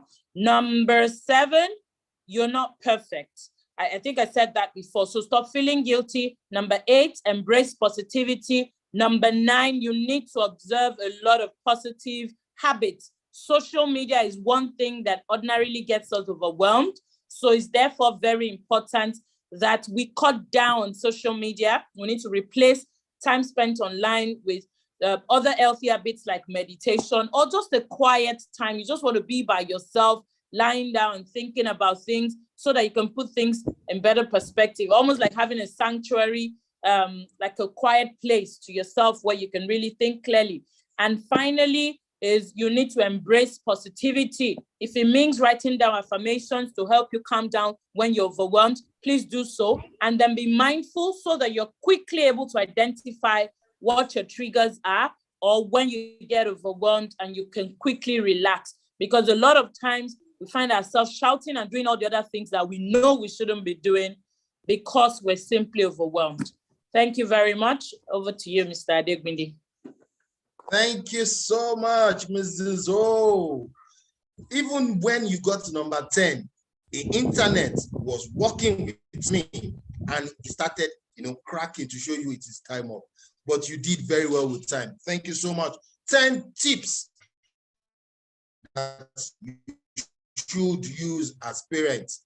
Now, because of time and we don't want to exceed like we exceeded yesterday, I'll go straight to the questions. Number 1, I like the comment I see here. Avoid the forwarded messages. Mugbe, Muku, Mudaron. If you know what it means, that's fine. If you get it, it's fine. If you don't get it, forget about it. All right, let's move. There's a question. Anger thermometer. How is it used? Madam Nkem, anger thermometer. What is anger thermometer and how do we use it? Yes. Okay, I'll just try to simplify it. Like I said, you have more details when you go to my page. But what an anger thermometer is really is for you, you can use it to help your child identify or label their emotions. Like for instance, it's something that you can do on your own. It's not something that you have to go and buy anyway. It's just for you to like categorize the different emotions that you have. So it can be, you can start from, you grade it. I wish I could share the picture, but I'm sure when you get there to my site, you will see it. So it's like you have happy, you have the next grade will be sad, the next one might be anger, the next one will be furious. Okay, so at that point in time, your child will be able to, when you see your child, you can even for a toddler, what you can do is that depending on the age, if it's 1, 2, depending on how articulate that your toddler is at that point in time, you can just restrict it to a happy face or a sad face. So what you do at that point is that you try to help your child to know when he or she is happy, that you are acknowledging the fact that, oh, okay, at this point you're happy. You can use it as a game. It's, at that stage, you're trying to help them, train them to understand their emotions. Like if your child sees a sad face, your child can be able, you can even demonstrate it and say, oh, I'm sad, or you do like, oh, you're crying. That helps your child identify the fact that, okay, I am sad. And you go as far as, okay, it's okay for you to be sad, but you have to relate it to a toddler so that the toddler can understand what you're saying. For instance, your child scatters the house or does something, and out of anger you start crying, out of frustration maybe you beat up the child is angry and all that. You can at least demonstrate to that child at that point in time that, oh yes, you're having a sad face. Do you understand? You're having a sad face. You can also relate with the child to say, okay, it's okay for you to be sad. This is what you have done, but mind you, you have to be able to do it in the language that the child will understand. But your goal here is to be able to teach your child that these are the various forms of emotions. This is how it is, and this is how it is okay to be sad. It is okay to be happy. But because sometimes you find that children who have tantrums, okay, all right. I should stop here. And now we just go on and on and on. But please go to my Instagram page, you will see it. Yes, please share your Instagram page on the chat. In the chat. Yes, you will see the post there. And if you have any question, just send me a DM. Okay, so one thing I have observed is that we are two of a kind. If I leave you now, you keep talking till tomorrow. And those that know me know that that's the kind of person I am too. But time is not talking on my soft Finally, yeah. I would like you to answer this question using 2 sentences, if possible. 2 sentences. How do you, where's the question? It's gone now. What do you do for, here is it. How do you deal with a toddler that bullies his peers and siblings? A bit over the usual toddler behavior. It's just 2. In 2 sentences, how do you deal with a toddler that bullies his peers? A toddler of 2 years old. 2 sentences. By the 3rd sentence, I'll stop you. Thank you. Okay. First thing first, you need to observe. Like I said, observation is key when it comes to toddlers. You need to observe and find out what leads to the bullying. Is it bullying or trying to just dominate? Okay. Is your toddler bullying a toddler, or trying to bully somebody who is older for recognition? Or is it bullying? So you need to be able to identify whether it's bullying or whether it's recognition because of that age, okay? Because there's graduation. So you need to be able to observe and find out what it is before you now begin to deal with it. And the anger, if the child is angry. You have said a lot without saying a lot. Okay. There's difference between bullying and dominating. Wow. Or recognition, seeking recognition. I'm just hearing that for the first time as a parent.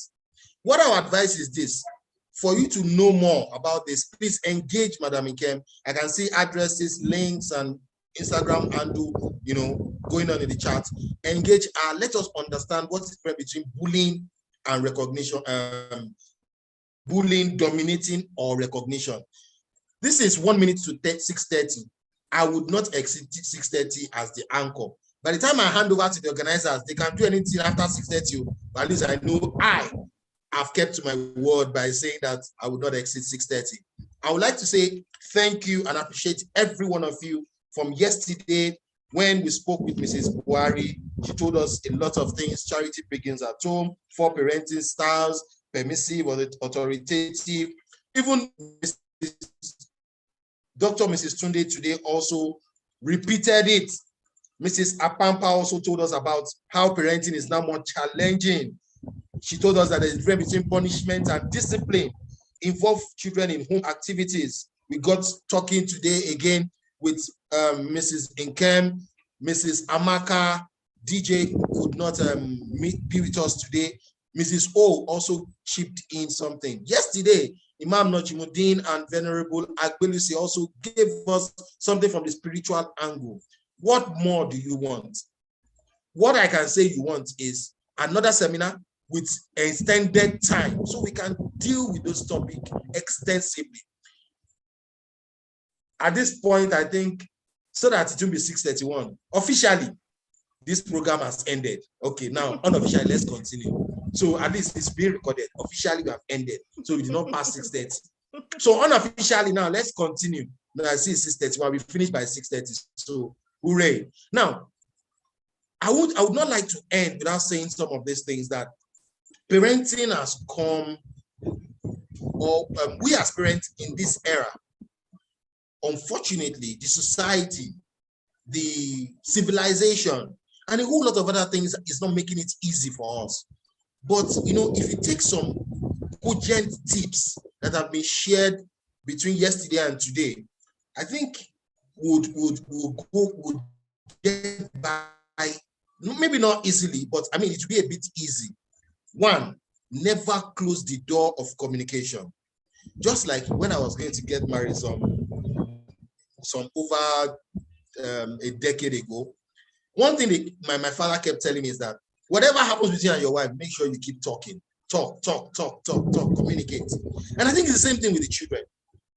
The moment you decide to do with your child, they go into their own world and they start exploring, start thinking. Then they start talking to people outside. People that may not want good for them, people that may advise them negatively, they start talking to them because they have lost the internal friend. You need to be your child's friend. Yesterday, someone told us that you need to be the friend of your child's friend.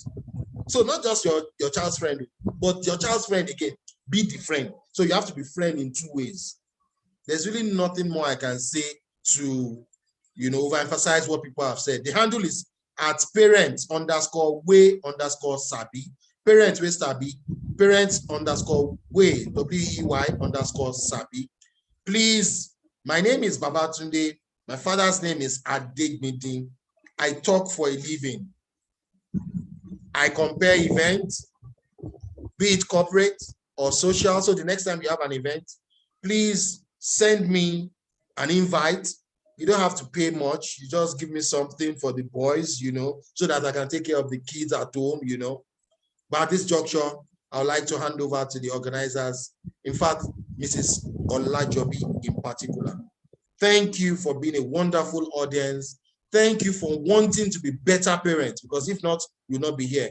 And thank you for bringing into this world lovely kids that will be Iru and Igba tomorrow, meaning that will be great, that greater than you, greater than their father, greater than your partner, great individuals for the country, for your family, and for themselves. Good evening. Over to you, Mrs. Olajobi. Thank you so very much, Mr. Adegbindi. So, yes, like you rightly said, we've come to the end of our two-day Parent Summit. I want to thank everybody that was here yesterday and that is here today. And I want us to please take the lessons. I know that you heard from over 16 personalities between yesterday and today. It's a lot. And we put it like that on purpose because it's supposed to be a power pact. It happens just once in a year. We don't ever have any other program around the year where we bring parenting coaches like this. And this, the intent is for us to take as much as possible and make use of them. So please, I'm appealing to all of us. Let's remember to use our major takeaways. Let's have an action plan. Let's ask ourselves after now, what are we going to do differently after now? Yes, we will get the recording. We're actually streaming live on YouTube. We have some people watching us live from YouTube. Unfortunately, we couldn't take any of their questions, but we'll be using them as content for our social media for the next couple of weeks. So please follow us at Brainy Educare on Instagram. We're on Facebook, Parenting Hive. We have a WhatsApp group, Parenting Hive. I see some of us are joining the WhatsApp group even as the event is going on. Thank you for trusting us. Let's remember that parenting is, there was something Mrs. Buhari said yesterday, our keynote speaker, and Dr. Ekwe said the same thing today. It takes a village to raise a child. We cannot do it alone. So no matter how much we know, it's important that we allow community parenting to take its place. Let's not just throw away the advice or the suggestions of other people. Yes, as parents, we know what is best for our children, but sometimes we also need somebody to give us tips, to also share their own experiences. There's never one method fits all when it comes to parenting. So please, let's take those lessons. The fact that we cannot control our children and we can only influence them, because in the first place, these children do not belong to us. Thank you all very much. I'll be announcing shortly some amazing exclusive offers that we've put together for just the parenting community. The first one is annual communication workshop, Scribes and Orators. It happens every year. It's going to happen this year as well from Monday, December, trying to look at the screen now, Monday, December 20th to Thursday, 23rd, and it's going for 20,000 Naira. But for the parents here, we're having a 20% off, and it's just for 48 hours. The 48 hours actually started yesterday. At this point, it's just 24 hours remaining. And what this means is that you get to pay 16,000 Naira instead of 20. That's a whooping 4,000 Naira off. So please, let's contact our Brainy Educare lines or any of our officers to claim your spot, because after 24 hours, this is gone. The second exclusive offer that we have is we're having a mega sales going on in our office. We sell amazing books, brain training materials. Some of you have bought some of our materials before, and we're having mega sales. Some of them are going for as huge as 50% off, but that's not the catch. The exclusive catch here is that we're having a gift coupon, PS2021. If you can see it on the screen, PS2021 is the gift coupon. If you come in with that between the dates of 6th of December to 18th of December, you get a free gift after making your purchase. And that's not all. We have 2 more exclusive offers, yeah? You know, we get to do Parenting Summit just once in a year, so we try to give as much freebies as possible. The third one, which is some of us are familiar with already, is the Life Kit. The Life Kit is an emotional wellness pack. At Brainiagic Care, we're very passionate about helping children to stay fit emotionally, whether or not they're showing symptoms that something is wrong. And one of the best tools that we've put together since inception is the Life Kit. We have 4 varieties, the one for preschoolers, which is Wipe Off. We have the ones for elementary school students. We have the one for teenagers, and we have the Digital Detox Kit for children who are already addicted to digital devices or about to get addicted. This would usually go for 3,500, and for 48 hours, now 24 hours, we're giving it out at 2,999, approximately 3,000 naira, and free delivery within Lagos. So from any corner of Lagos, get in touch with us in the next 48 hours and you get your Life Kits with just 3,000 naira. Now, the final offer, which is a new thing that we're supposed to introduce for 2022, but we're bringing in now for a special parent here in the house, is Emo Check.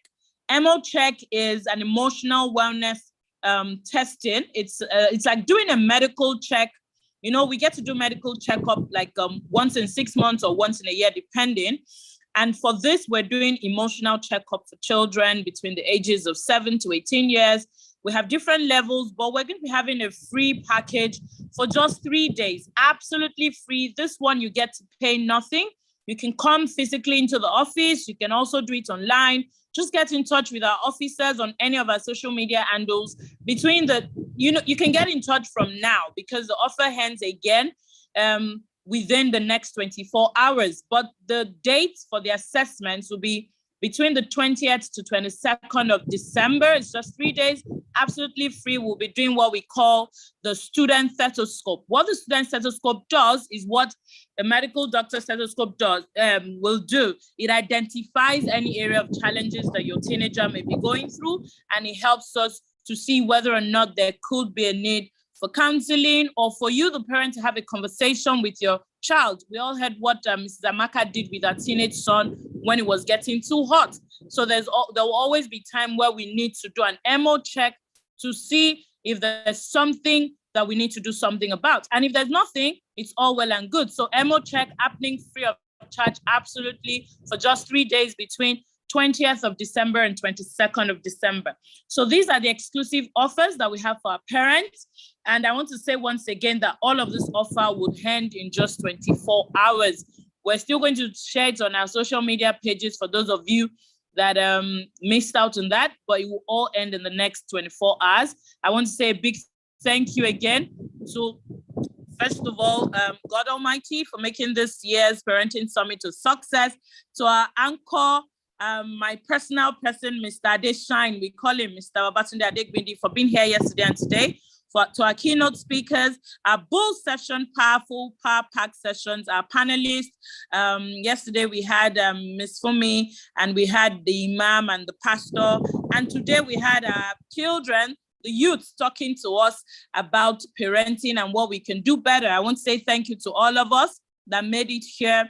I want to remind us that we're doing the right thing. We need to, I can't remember who did, but yesterday somebody had said, I think it was TJ, yes, who had said that you should just tap yourself on the shoulder and say, I'm doing a good job. So I want to repeat that. If you can hear me, if you can see me, just tap yourself on the shoulder and say, I'm doing a good job. So attending Parent Summit is a step in the right direction. Let's remember that it doesn't end here. We need to execute all of the things that we've learned, or most of them at least. We need to keep learning. Learning never stops. and there's no one method fits all when it comes to parenting. Thank you all once again for making it here. And I wish us all, I was going to say safe trip back home, but I realized the virtual session and we're probably home already. So I wish us all an amazing week ahead. I wish us all the very best with parenting. I wish us all success with our children parenting. And let's remember, we cannot do this alone. Let us carry along people, professionals, if need be, when we have challenges with our children. Thank you all. God bless you and enjoy the rest of your weekend. Bye-bye. Bye. Mama. Bye, everyone. Oh, bye. Can you hear a little thing? Bye. Bye. Yes, I see you, Mrs. Apampa. Thank you so much, Ma, for yesterday. Thank you for being there. Thank you for the opportunity. Bye-bye. Thank you, everyone else. I see you.